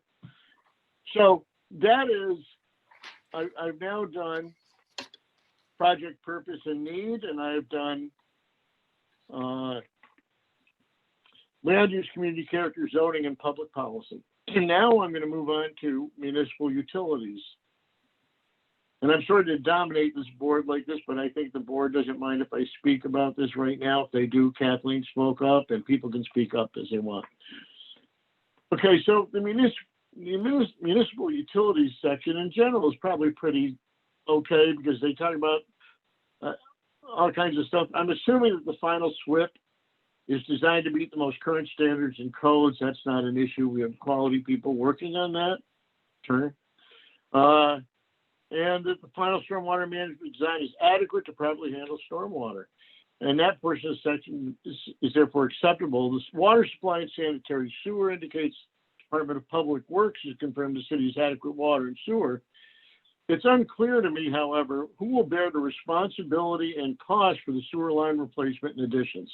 So my question is that part of the site costs for Prime? Because again, I'm saying that we agree or don't agree with this section. Is that part of the site? Who's going to put the new sewer and water lines in? That's what I want to know. And make sure they're designed properly. I'm just not telling you the question I have. But more important than that, unless I missed it, and I read several times through it, there's no discussion in this section concerning electric usage and the adequacy of the existing power distribution infrastructure, as well as the effect on the demand of the city's low-cost electric power. If the infrastructure improvements are required, who bears responsibility and cost? Will there be an increase in power consumption that could affect electric rates for the rest of the city's power consumers? I'm not saying there's a problem. I'm only saying that the GEIS, in all of its thoroughness, did not discuss electric power. Didn't discuss it in the findings. I'm not saying they didn't study it. I'm not saying that there's not information out there, but again, we're looking at the findings. So I'm assuming that there's going to have to be an upgrade in service for a building in a complex of this size. I just didn't see it addressed in the findings. That's all. If the information is out there, I'm glad to have it shared with me, but we're trying to approve these or come up with our own findings. That's the section that is missing as far as I can tell. And I looked thoroughly throughout the entire findings. Matt, did you want to say something quickly? Yeah, the issue of electric usage was addressed in the questions and responses to comments that were included in the FGEIS. That was something that was submitted. The city spoke in detail to MLD about the needs and the existing infrastructure and all of that. But it's not in this finding. It's not in his findings. No, it didn't get into that level of specificity.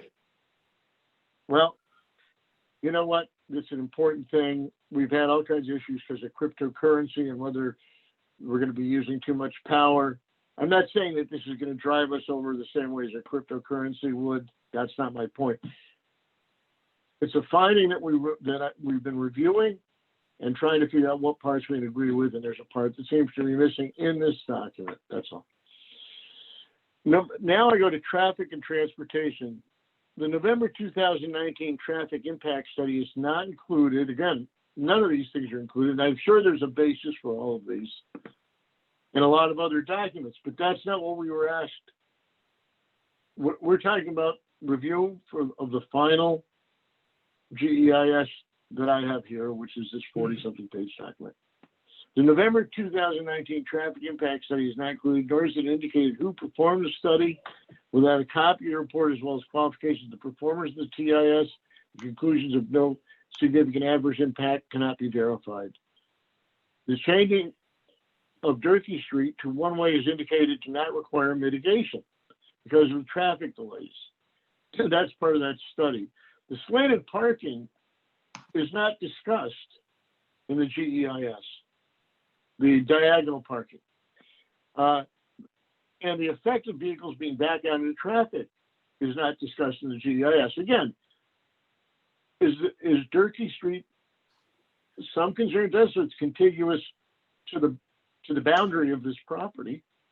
It affects the boundary of this the boundary and how we do it. And as a matter of fact, if we start to talk about the boundary and how you have to move stuff to make sidewalks whatever size and make the parking whatever size and so on around the building.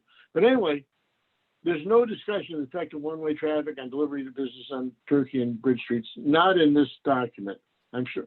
Who did the TIS, can I ask? Chase and Companies. I'm sorry? Chase and Companies is part of the GEIS. Okay. So those are some concerns about traffic. Again, this portion of the GEIS also indicates the Riverwalk will be connected to the SRT, and since the SRTG is not slated for this section, this could affect bicycle traffic and other pedestrian traffic. So these are things that I'm not sure we can verify to support. That's what I'm doing with these. They may or may not do it. I'm trying to tell you the areas we have a difference. Parking, the GEIS indicates that alternate methods of calculations are allowed to be considered by the planning board and that current parking requirements have not been amended in some time. Final calculations are not shown as part of this section, and the reliance on data provided by the applicant as a basis for determining parking is not clearly presented. I'm talking about in the GEIS. I'm not talking about, you guys have put out plenty of stuff about why you think that your parking computation and calculations are okay.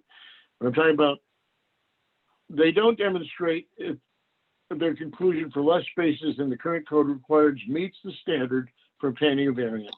The entire PUD is not being analyzed for the parking calculations as the existing ICV building has a parking deficiency.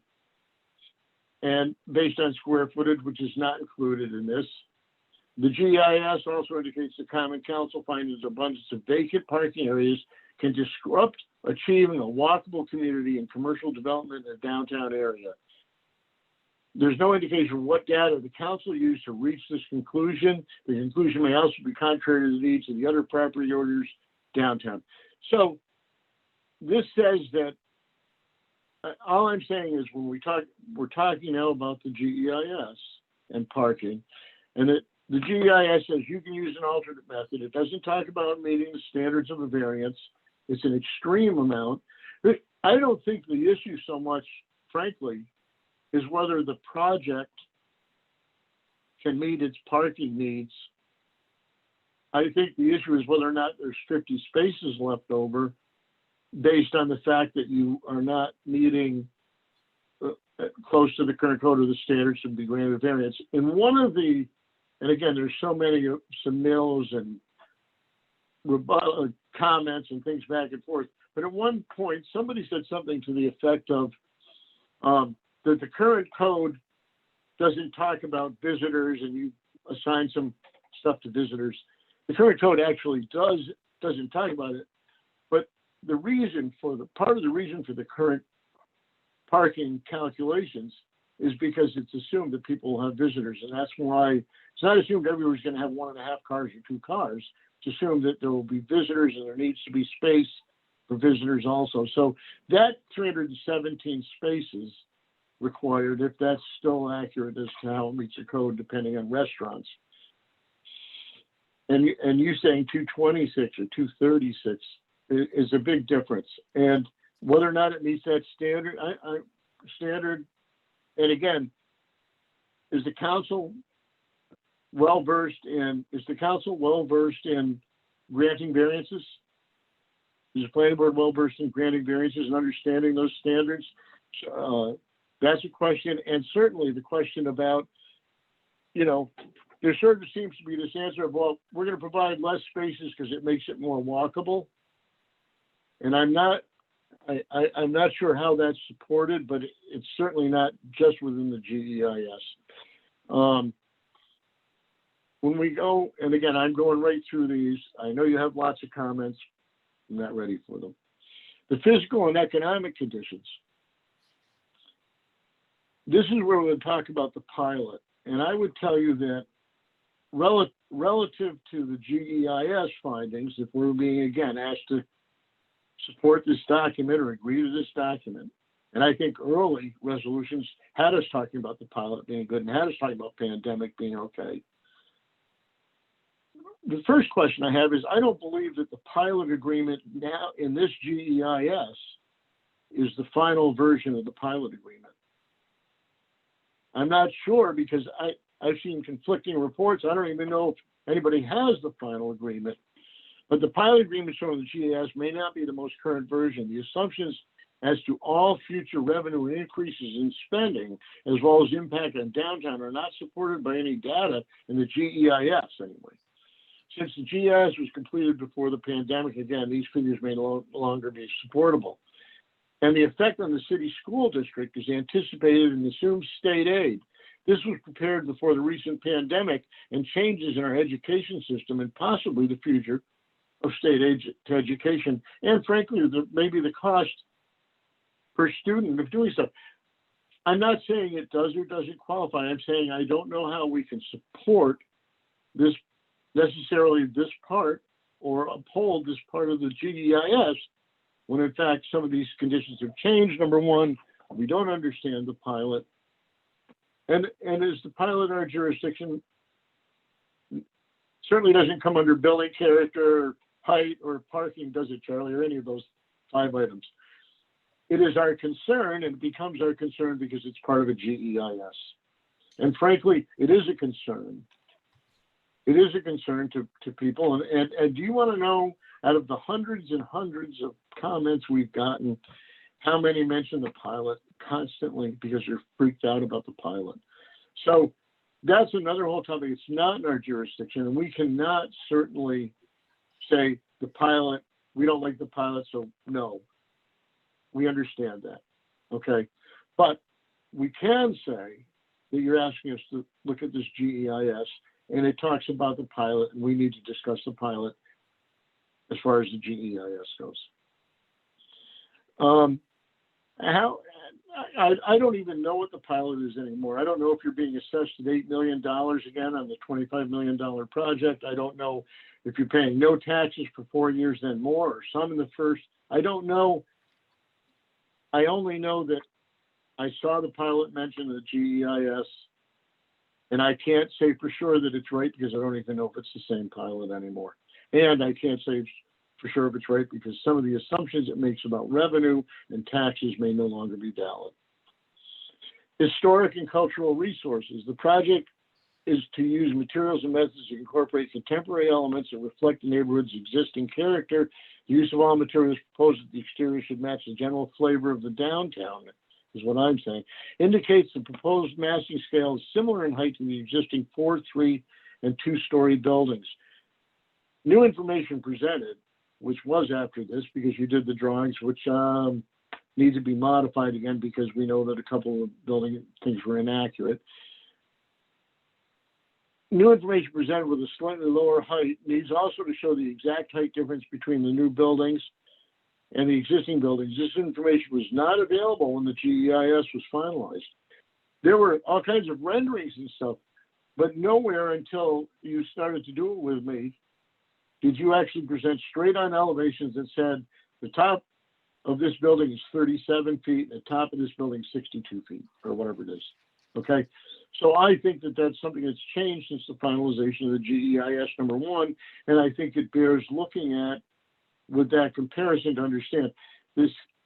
I do think that you made some good strides, partly with the planning board about moving the mezzanine back.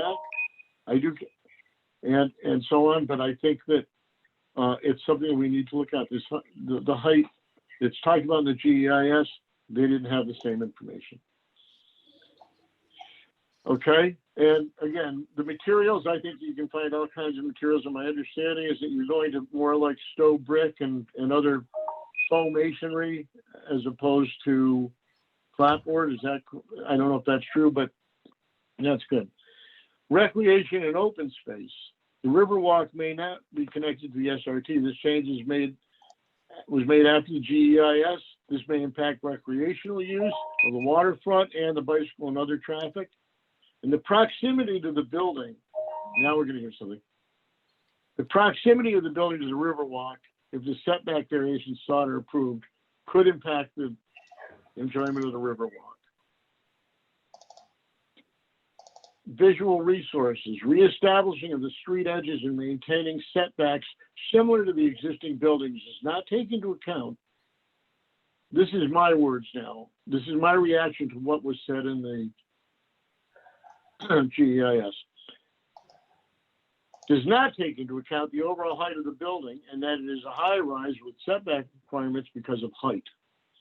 New information, including actual height differences between the new building and surrounding buildings, need to be examined to determine if the massing scale, as indicated in the GEIS before, is as indicated in the GEIS before the new information was available. Discussion of the exterior materials indicates they'll be sympathetic to other downtown buildings. So it's a high rise. It's required to have 3 feet per story as a setback from property lines. This would require 15 feet of setback from the property line. Current plans do not provide this. All building elements should be moved to meet the 15-foot setback requirement. And that's, I'm going to tell you that I don't see, now we'll get to something that's meaty a little bit. And I've been saying, this is not a surprise because I've been saying this for a long time, but I don't see how the 3 feet and 4 feet, and I know it's a little more on Turkey Street, but especially the 4 feet at the Riverwalk and the 3 feet on Bridge Street meet the requirements to have been granted a variance, number one. But I'm just telling you, I don't see how they do. And number two, I don't see why it can't be done to do that on those 3 sides without affecting parking. And if the building gets smaller, you do more 1-unit bedrooms. But I'm going to tell you that I don't believe that visually, you know what I did? I went and stood down next to the one building that's close to the same height as you, and that is the furniture place. And I also went and stood next to the 4-story building owned by ICB and stood there and just looked at, and I had my tape measure. And I looked at 8 feet and 15 feet and 4 feet and 9 feet.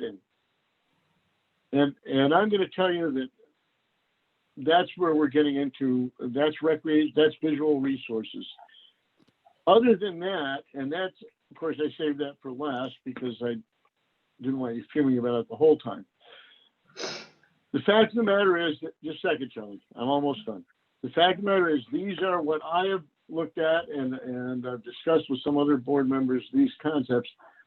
These are concerns that I have about the GEIS and our findings for them, number one. Number two, I think some of them are pretty important and do affect what we can approve for an SUP. So that's a start. There we go.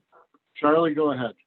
Before Charlie, briefly, though, please. Charlie, before you get into it, Ron, I just Sure, we wanna- would just like to reserve some time to rebut a lot of the comments that were made. I'm sure you would. Yeah, hold on.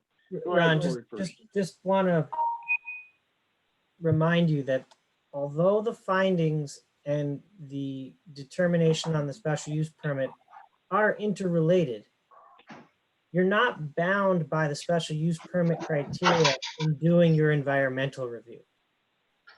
Those criteria in the special use permit are exclusive to the granting of the special use permit. The environmental considerations that you look at when formulating your findings, you're not bound by those criteria. Further, if you make a negative finding on seeker, the project cannot proceed. So you don't have to worry about the hamstringing yourself with those criteria as you evaluate the environmental impacts. Are we good on that? Yes. Okay. So the first, Charlie. Yeah, the first thing, I'd like to bring to the board's attention. First of all, I'd like to welcome Mark Schachner to the Zoom meeting. He is, again, the city's SECRA special counsel. I think we would all benefit from Mark's participation to the extent, a lot of people have mistrust in the applicant sometimes. Mark is by far an expert in SECRA throughout the state. First of all, what I think the tone of what I was just hearing was very, very negative. And a lot of these issues we've already worked through and we've mitigated to the maximum extent practicable that we can. This is a GEIS. You are doing a finding statement to a GEIS. Some of the things when the GEIS was done weren't yet examined because it's generic. It's not a regular EIS. So to the extent that those project changes, which were mitigating measures, fall within the thresholds that were studied within the GEIS, they do not then need to be studied again as what I believe you were indicating. Second of all, the finding statement does not need the traffic report attached to it. What needs to happen is this board needs to make its finding statement based on the information in the GEIS, that's correct, and an assessment of the project changes and whether or not those project changes fall within the threshold of the GEIS. The other thing is, let's say there is a change or there is something, Ron, and we'll talk about this later, you have a problem with the setbacks, right? That is a concern and an impact you've identified. The finding statement and SECRA says, okay, that is an impact, we've identified it, let's mitigate it to the maximum extent practicable. We did a submission back in May 2026 addressing a lot of your concerns and showing that we have mitigated everything to the maximum extent practicable. That building cannot be moved because it's bordered by 2 streets, a river walk that we're trying to create a river walk, and a sewer line. So the way the building is positioned is in the only way it can be positioned. We chose to have that setback along the streets because that is consistent with an urban environment. If If we move the building, there are other impacts that might be greater. So we need to focus on what we have mitigated, how we've mitigated it, and is that enough? And we feel as though it is. So I'll And start. Charlie, to your point, Charlie, that is the opinion and that is the materials that you presented into the record. And that is what the zoning board will be evaluating. They will make a decision about those issues. So you've submitted your testimony and evidence into the record, and they will evaluate that. Just because you've submitted it doesn't mean that that is conclusive on the question. You've submitted those materials, you've given your position and your opinion, and the zoning board will then evaluate. And there's nothing in the record to rebut it, but if I could only continue, okay, we just listened to a lot of concerns that I have to rebut and to talk about. Otherwise, we make no progress. Okay, I just want to be okay. clear though, Charlie, that the zoning board has the materials that you presented into the record. But what I want to caution you about is instructing the zoning board that just because you've submitted something makes it so. Okay, so I appreciate that you're an advocate and you're representing a client, but please bear in mind that you've presented testimony into the record. The lead agency has made their findings, and all of this exercise is in furtherance of the zoning board making their findings. So Sure. it's great. I'm for you well to- within my right to Listen, advocate and to say the liability of assessing otherwise. I can't hear you while I'm speaking, Charlie. So let's go into project need and purpose, because I think Dean can help here. Dean DeVito from Prime. Things have changed. COVID has changed. So I think a productive process is to have Dean explain, which he's done so in writing and verbally, what are the challenges we see in the COVID era. Other than that, economic impacts are too speculative for us to evaluate right now. Dean has expressed that the challenges would be commercial in nature and not the renting of the apartments and so forth and so on. So he can discuss that. Okay, Ron, are you interested to hear from yeah. the applicant on anything having to do with that? No, I wanna- Information. I got it. Listen, I heard Dean talk about we may have trouble renting this, but more people can't afford to buy homes. Sure. So that now they're going to rent for $1,200 or $1,400 one-bedroom apartments because they can't afford to buy a home. But that's not the issue here. The issue is, and I'm going to, and in a sense, Corey's correct, but I want to talk about it in this way. I've been wanting to do this for a long time, and I'm going to say it to you this way. I'm going to tell a story, and I'm sorry to be long-winded, but years and years, I do a lot of construction. I've been in construction for a long time. Years ago, I did a job for Pyramid Companies, perhaps one of the nastiest companies to ever work for. I did a lot of work for them. They're one of our I had clients. these, good for you. And I did a lot of work for them, okay, at malls and all kinds of stuff. I had a project manager, Polish guy named John Padoba. And when I was trying to get contracts with him, he would say, Ron, you must remember who is buying and who is selling. We are buying, you are selling. You are not doing me a favor selling me your goods. I am doing you a favor buying them. So Charlie, what I'm going to tell you too is, let's remember here who's coming in and going, please sir, may I have some more? You guys are asking us for a special use permit. You're not doing us a favor, and I want you to understand this because this is important. We're doing you a favor. We're the ones who are being asked to give you something, a special use permit to do this, and it affects the community, and we are enjoined to make sure that if we grant those special use permits, that we do so after you meet 5 criteria and that you work together with us to meet those. Sure. So to say to us, oh, we've done all the mitigation that's possible. That's all the mitigation that you're willing to do maybe, but it's not all that's possible, because I can tell you right now, there's no reason whatsoever, sewer line or not, it's a $25 million project. There's no reason this building could not be 15 feet from all 3 of those property lines. There's no reason. You've said, oh, it's the best we can do. It's the only way the building fits on the site. I don't necessarily agree with that. And in this particular case, I'm not just a lay person.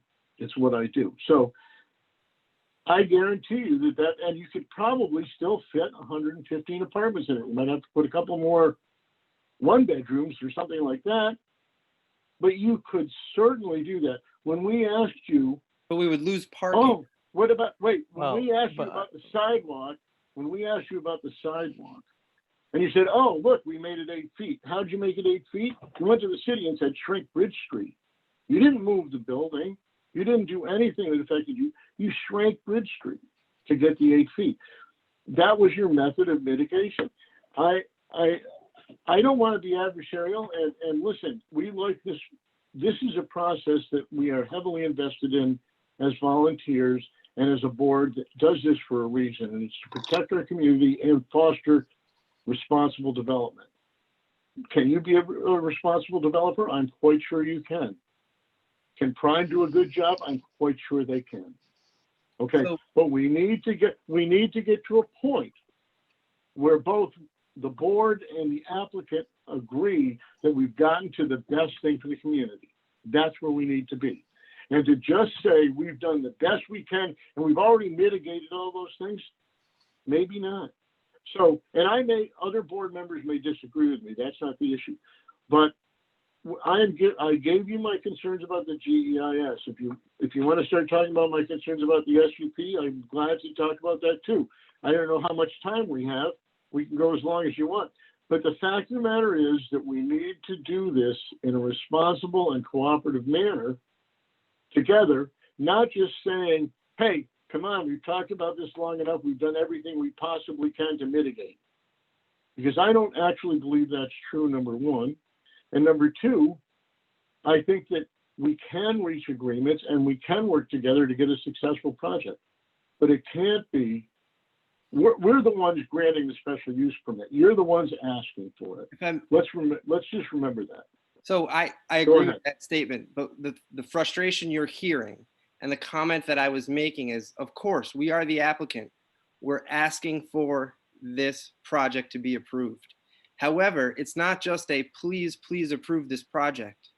There are standards, there are review criteria that we've demonstrated we've met. One of those is mitigating to the maximum extent practicable under SECRA. So I'll move on to the land use issue. And there's a lot of talk about, Ron, you had mentioned the nature and scenic quality and the deviations and who grants those deviations. First of all, we have to look at the existing condition of the site. The existing condition of the site is a completely paved parking lot without proper waterfront access. So it is our view and our opinion that the deviations that are being requested are in fact going to enhance open space and going to enhance the scenic area of this, because it will allow pedestrians and residents to utilize the Riverwalk and utilize this area and not just a parking lot. The other thing is, you mentioned that this board may or may not grant the variances if they were asked of this board. The planning board, per the zoning code, is the only board that is charged with assessing the PUD deviations. Their standard of review is, would have had met the area variance test. We've demonstrated our view in front of the planning board, and we've also shared it with this board, that we do believe those deviations meet the area variance test. So keeping this Okay, board within Charlie. their jurisdiction, just let me finish this one thought, as they do the findings statement, that's not a consideration. So I just wanted to point that out. But instead, let's look at the ways this project is consistent. It's consistent with the comprehensive plan. Most importantly, it's consistent with the LWRP, which is the waterfront planning of the city, where it speaks of mixed use and economic development on this very waterfront. Those are the ways it is consistent. So I think if we're going to do this striking of the balancing, we need to look at the good and look at the bad, look at the impacts, and then do the balancing test. Okay, thanks. You know, you said a key phrase, in our opinion. That was your first. In our opinion, we do beat this. In our opinion, we did that. And I fully agree. And that's what happens in zoning board meetings. An applicant comes in and says, you know, in my opinion, this is a good idea to grant this variance or this SUP or whatever it is, because in my opinion, we meet the criteria for it. I've answered the 5 questions. I've done this, I've done that. And I really think it's good. And I don't think the effect on the neighborhood is that bad. And meanwhile, somebody else will come and say, oh, I think the neighborhood is going to suffer terribly because of this. And people have their opinion, and doesn't mean either one is completely right. Sure, but ours is based on the documents of the city. It's based on the comprehensive plan, the waterfront plan. All those documents support our opinion. Okay. I If I understand that. just jump in for a minute. You know, this is starting to be counterproductive to what we're trying to do. On the one hand, Charlie is pushing for and his client are pushing for the zoning board to render findings and make a decision. You know, Charlie was an advocate for the closing of the public hearing because he felt that we were becoming repetitive and that all of the issues had been aired and the grievances aired by the public. Here we are just rehashing. So this is really the opportunity for the zoning board to come to your conclusions. We know Charlie's position. It's well documented. He's reiterated it numerous times. He's submitted into the record. Charlie believes that his client's project and that the city's project won't have a significant impact, that you should issue a positive finding statement, and that you should grant the special use permits. What you need to now analyze as a board is where you believe the analysis of the environmental record leads as to whether the project strikes the appropriate balance, whether they have mitigated to the greatest extent practicable, and whether you can issue a positive or negative finding statement based upon the record. And if you issue a positive finding statement, move on to make the special use permit determination. And if you find a negative finding, then the project can't proceed. But it's going to be counterproductive if every time you raise your opinion about the issue, we hear Charlie's opinion. But at some point, we're going to need to not invite the applicant to participate. And you as a board, Kathy, Elizabeth, Scott, Kelly, you guys are going to have to decide what you think, because we know what Charlie thinks. And, you know, as Charlie noted, him and his client and the city are looking to hear what you think. Right. There's a few things that we do need to correct in the record. For example, the municipal lighting comment. We have a will serve letter from the lighting utility. The Carl Walker study did assess the disbursement of parking and its impacts to this site.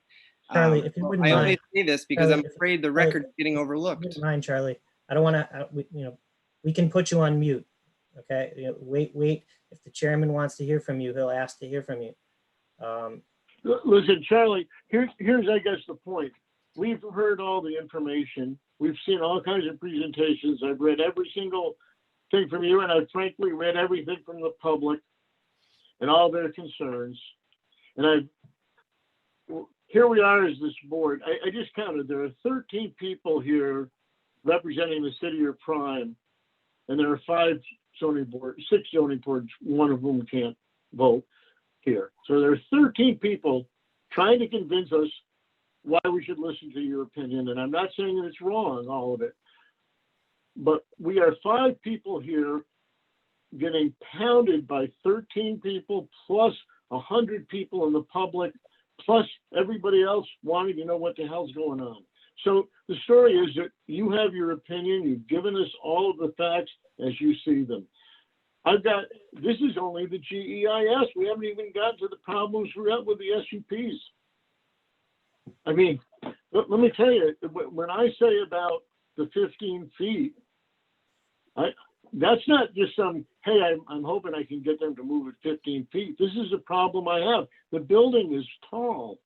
I think it's too close to the property line. I've been saying it forever. And every time I've been told, well, yeah, but the zoning board, the planning board can change that. I don't believe it meets the criteria. I don't see any reason on a blank piece of property that it can't be back 15 feet. The other issue I see, if you want to talk, there are 2 real issues here. It's a 5-story building. Guess what? You're allowed to have a 12-story building. I get that.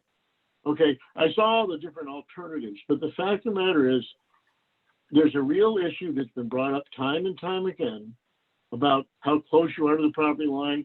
And frankly, I get it about the urban scape and you're trying to be up close to the property. That still doesn't foster an open feeling, and I don't see any reason it can't be dealt with. The second issue, just as important, and I'm going to talk about, is parking. And here's an interesting thing. Matt, is it my understanding that in general, we're going to have paid parking throughout downtown? That was the recommendation from the parking advisory Okay. committee, yes. In the off-street Right. lots only, not on-street. Okay, so let's understand something. We're going to have paid parking all through downtown, except where? A couple private, no, I'm going to answer this one. A couple private lots, Aaron Asadorian's, Bob Garen's lot. And everybody else is going to be relying on paid parking for their tenants, for their commercial and residential tenants, except who? Prime. And Prime is going to have 200 and something contiguous spaces for free. And meanwhile, what are we hearing about is all this stuff about the parking and why it's taking up all the parking, but it's going to be made up in Article or whatever. I'm concerned, and this is I'm concerned that the parking as it's designed now, first of all, I'm not sure I agree with the calculations because I think it doesn't meet the variance test.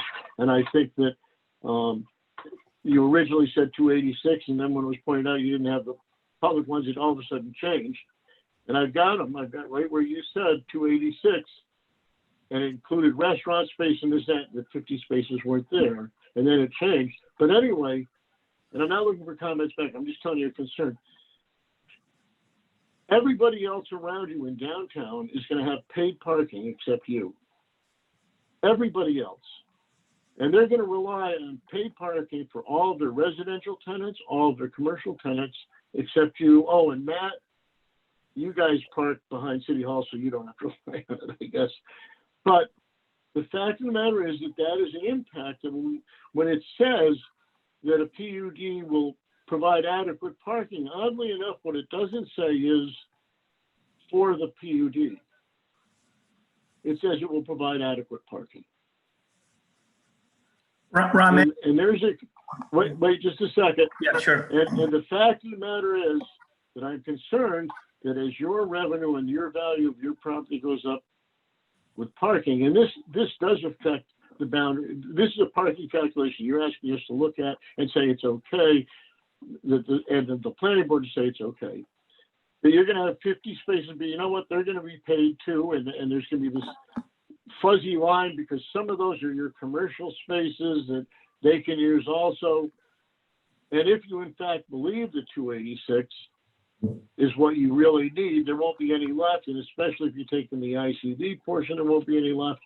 But the fact of the matter is, I'm not sure, as far as your plan goes, the idea of having 50 spaces paid as opposed to you having the advantage of having unpaid spaces. And you can say this isn't my jurisdiction all you want, but it has to do with your plan, it has to do with the GEIS, it has to do with the fact that you are to provide adequate parking as one of our 5 criteria is a huge concern. I don't think that it's an unlikely, I think it's an actually likely scenario that what's going to happen is that as you have your paid parking right on lot, or your free parking right on the lot, the rest of downtown is going to find out that they can't rent for as much, if at all, and eventually you're going to be going to the assessor and lowering their assessments and therefore tax revenue. But that It's all speculation. that's an effect of, just bear with me, that's an effect, I think, of this.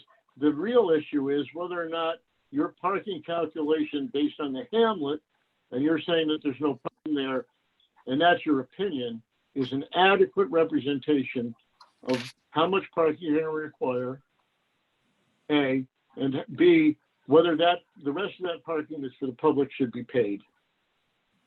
Because that's what your plan shows. Shows a gate and they're paying for that. And I think that is, that's a concern, and it ties directly to your parking calculation. And one of our 5 criteria is that you provide enough parking. So just because the planning board can approve that doesn't mean that we have to, as part of our special use permit, say that we agree that you're providing enough parking at 226. Ron, may I speak? So, Go ahead, I'm sorry. who's that? Dean? Go ahead, Dean. Yeah, Ron, and I appreciate everything that you're saying. And, you know, certainly this is a process. Certainly everybody's going to render their own opinion. As a developer, we've been at this for a year and a half. We have other projects that we, you know, are working on. At some point, we have to say, we've done what we feel is our best. With respect to parking, we're building a significant structure to be able to have parking under our building, which is a lot more expensive to allow for more parking for the city. And I know for every point, there's going to be a counterpoint.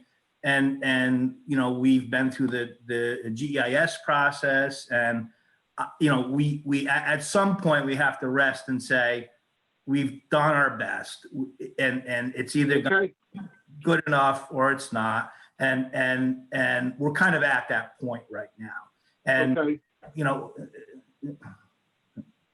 and again, we're not asking for everybody. You know, I'm sure we'd like you all to agree, but we're just saying, we just want to have act on seeker, act on the special use permits, and then we know where we stand, and we know if we're going to go away or we're going to stay and do a successful project in town. And that's kind of where we're at right now. We've been yeah. You know what, Dean, I appreciate that, and I think that's a good and very honest and healthy attitude, and I'm not being sarcastic in the slightest. And I think that we're in the same boat. We as a zoning board need to understand what's our best. What can we say we find acceptable and why? And we've got, you're looking at it as a developer, which is what you're supposed to do. We're looking at it as a zoning board. We have a lot of responsibility both to the city, who's worked so hard on this project, and you guys who worked on this project, and we also have responsibility to the rest of the community, not because necessarily of all the correspondence and communication, although that's certainly been there, but because in general, that is what we do. That is our job. Our job is to help foster responsible development and protect community quality of life. And that's so we need to find out, in the same way, we need to find out what's our best that we can offer. Right. That's and all. I totally respect that, Ron, and I have no problem with it whatsoever. I respect it. And you know, at the end of this, I'll, you know, no matter what happens, maybe you and I can have a beer, you know, but it's, yeah. You know. Well, that's good. I don't know if Charlie and I will, but you and I can. But anyway, I'll drink with anyone. But listen, this is what I'm going to tell you is that we just started with the GEIS, and I told you, Charlie, as an aside, or you guys, not just you, Charlie, some concerns about the SUP and the major concerns right now to me, anyway, and I am reflective of some other concerns that other people have. I'm concerned about the parking. I'm concerned about the setbacks. I'm concerned about the effect on the downtown, and especially some of the more immediate people who've relied on that parking lot, and how we can mitigate and help them so that the value of the rest of downtown doesn't go down. And I know that's not your intention, Dean. The better downtown does, the better your project does, I'm assuming.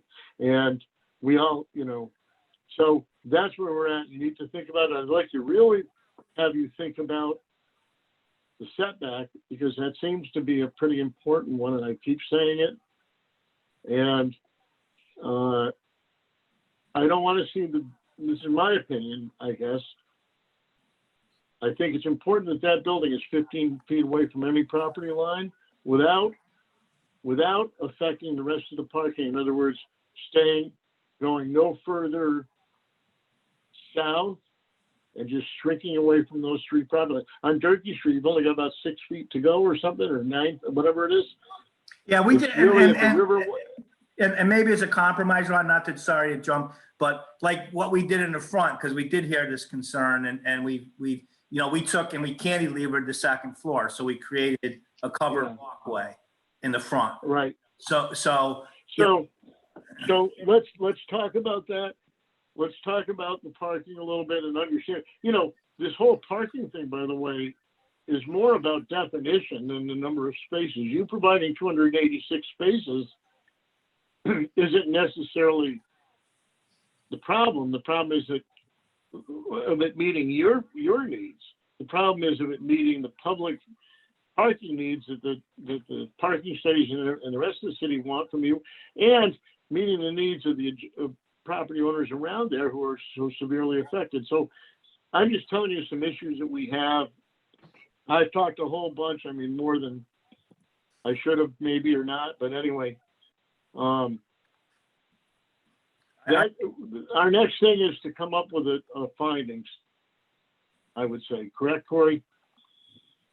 That's what this whole effort is to get to a point where the board can come to a conclusion on its findings based upon the environmental record, so that we can either proceed or not proceed with the special use permits. You've given a good start to the other members of the board.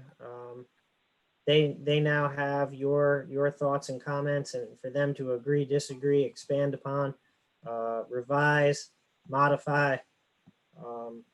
And once you as a board have come to make your findings and understand your support from the record, then I can help memorialize them in a positive or negative finding statement. A potential path forward now is to continue to collect everyone else's views. Now that you've, as the chairman, you've sort of carried the laboring oar, you've made a draft. The members are now have reviewed, they've heard from you. I might suggest that it might be appropriate, for everyone to continue to provide their comments now here at this meeting, after the meeting, and hopefully that will culminate in a determination. Right. I do want to ask, do other board members right now, I'd like to see if there are any comments or questions about this, and I'm sorry I dominated it so much, but I'd like to just see if any board members want to talk about this, say more. Ron, I think you did a pretty thorough job of covering any concerns or thoughts that I had. Okay.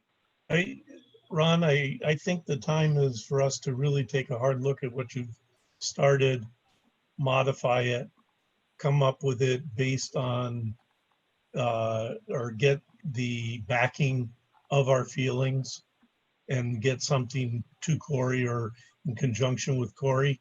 I guess I'm of the opinion it's 10 o'clock now, not start into it. Figure a special meeting of the board only, public, but the board only with Corey, and work only on this without discussion back and forth with the applicant. Because we've all determined we're just rehashing the same stuff over and over again. It's time for, as Corey said, it's time for us to set down our findings. As Charlie noted, Mark Schachner, the city's seeker counsel, is here. I don't want to put Mark in a strange position, and if I am, he'll let us know. But Kathy, Scott, Kelly, anyone on the board, to the extent that you're still confused, and I apologize if I was the root of that confusion regarding your charge vis-a-vis seeker. This is an opportunity, if Mark wants to comment, if you do have a specific question for him about process, this might be an appropriate time to ask him that.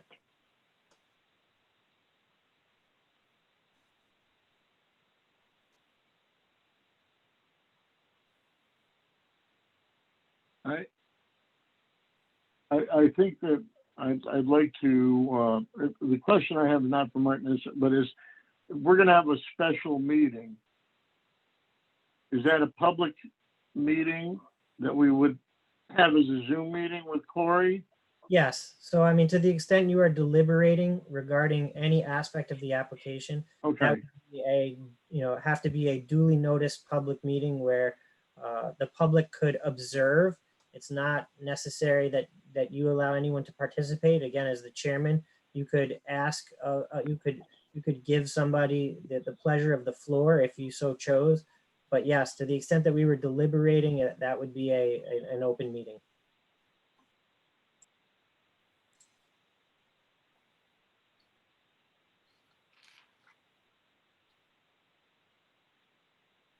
okay.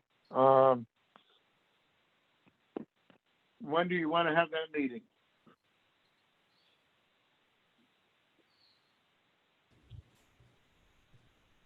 Chad?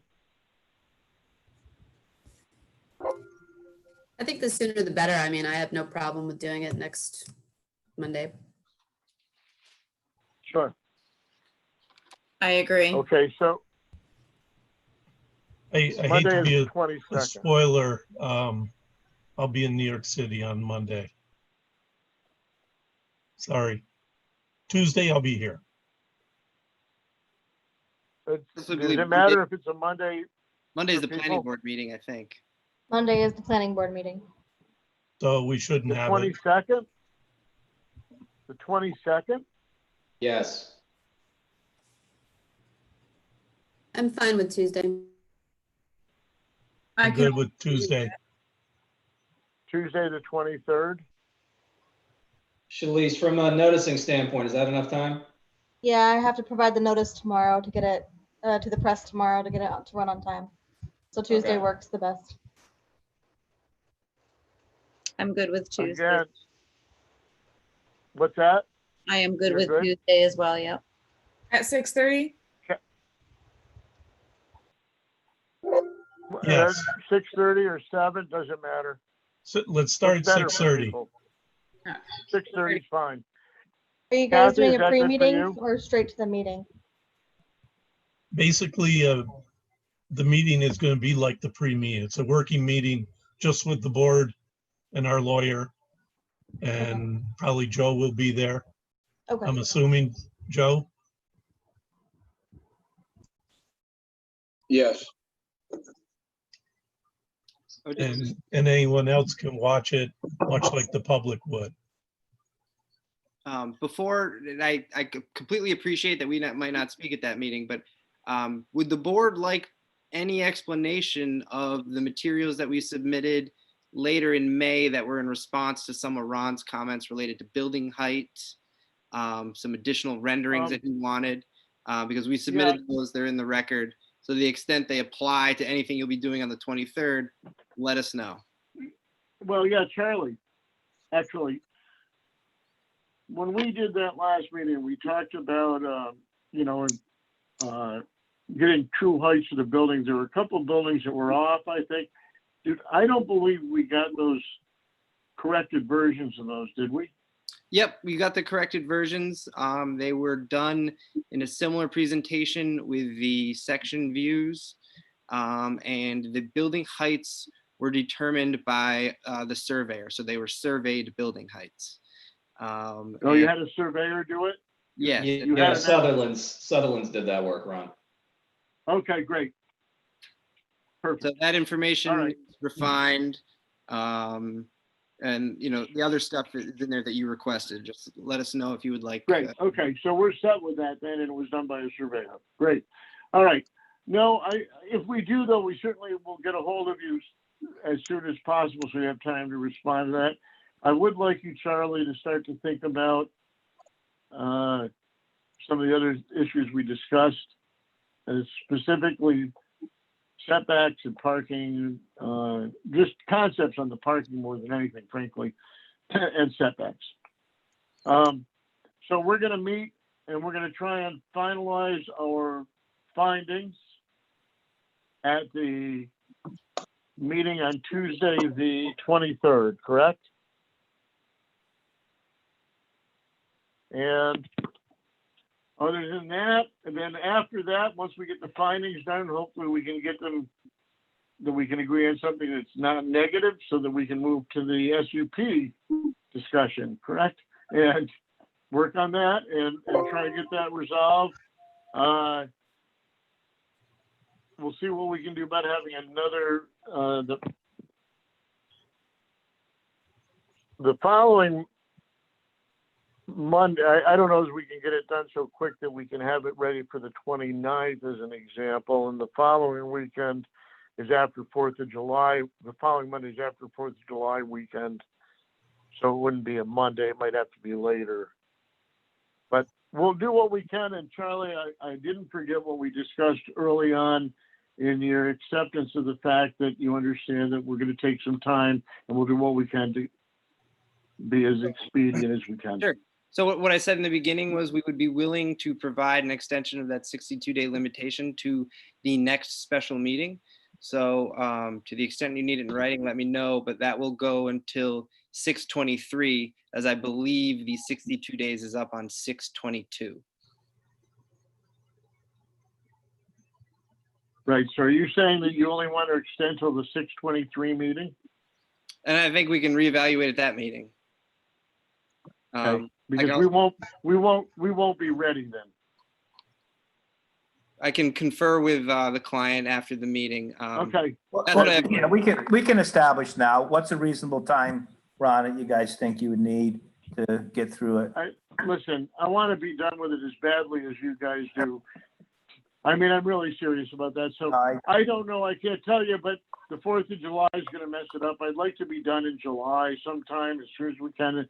I don't see it happening in June. Today's the 15th. We got to get a findings done, and then we got to sit down and talk about we have to do another whole resolution for the SUPs. I know Charlie would gladly write it for me, but You'd have it tomorrow. yeah, I think I have it. But You think, Ron, it's fair to say 30 days to try and get everything worked through? And we can evaluate if we have to at that point, but that's not. Well, yeah. There's no sense setting a date, set a time that's Our not. next, hey, Dean, our next regular meeting would be the 20th of July, which is earlier than 30 days. So 30 days would be, Corey, does that make sense to you?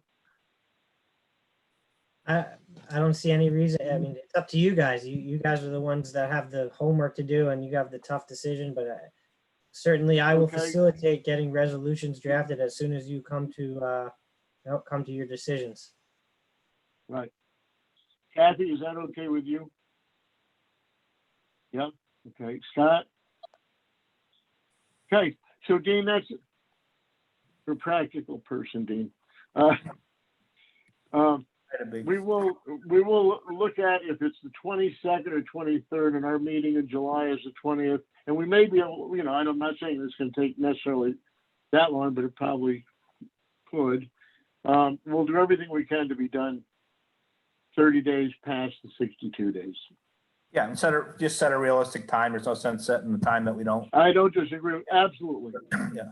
And then, again, I offered this before, but if anybody has questions, suggestions, Ron, construction, maybe you got some ideas that I don't, that we can figure out something on the offset, but it's like we did in the front and whatnot, but I just, I want everybody to be comfortable with their decision in the right time, but I think we're at the point where we need to just try to get there as soon as we can realistically. So. Okay.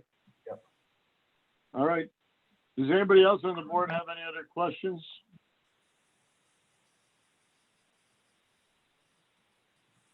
Am I ready to adjourn the meeting? I'm looking for a motion regarding that. I'll move to adjourn. I'll second that. We'll do this by a show of hands. All in favor? Aye. Okay. So the meeting is now adjourned. Thank you, everyone, for participation, even though I mostly did it. Thank you, everybody.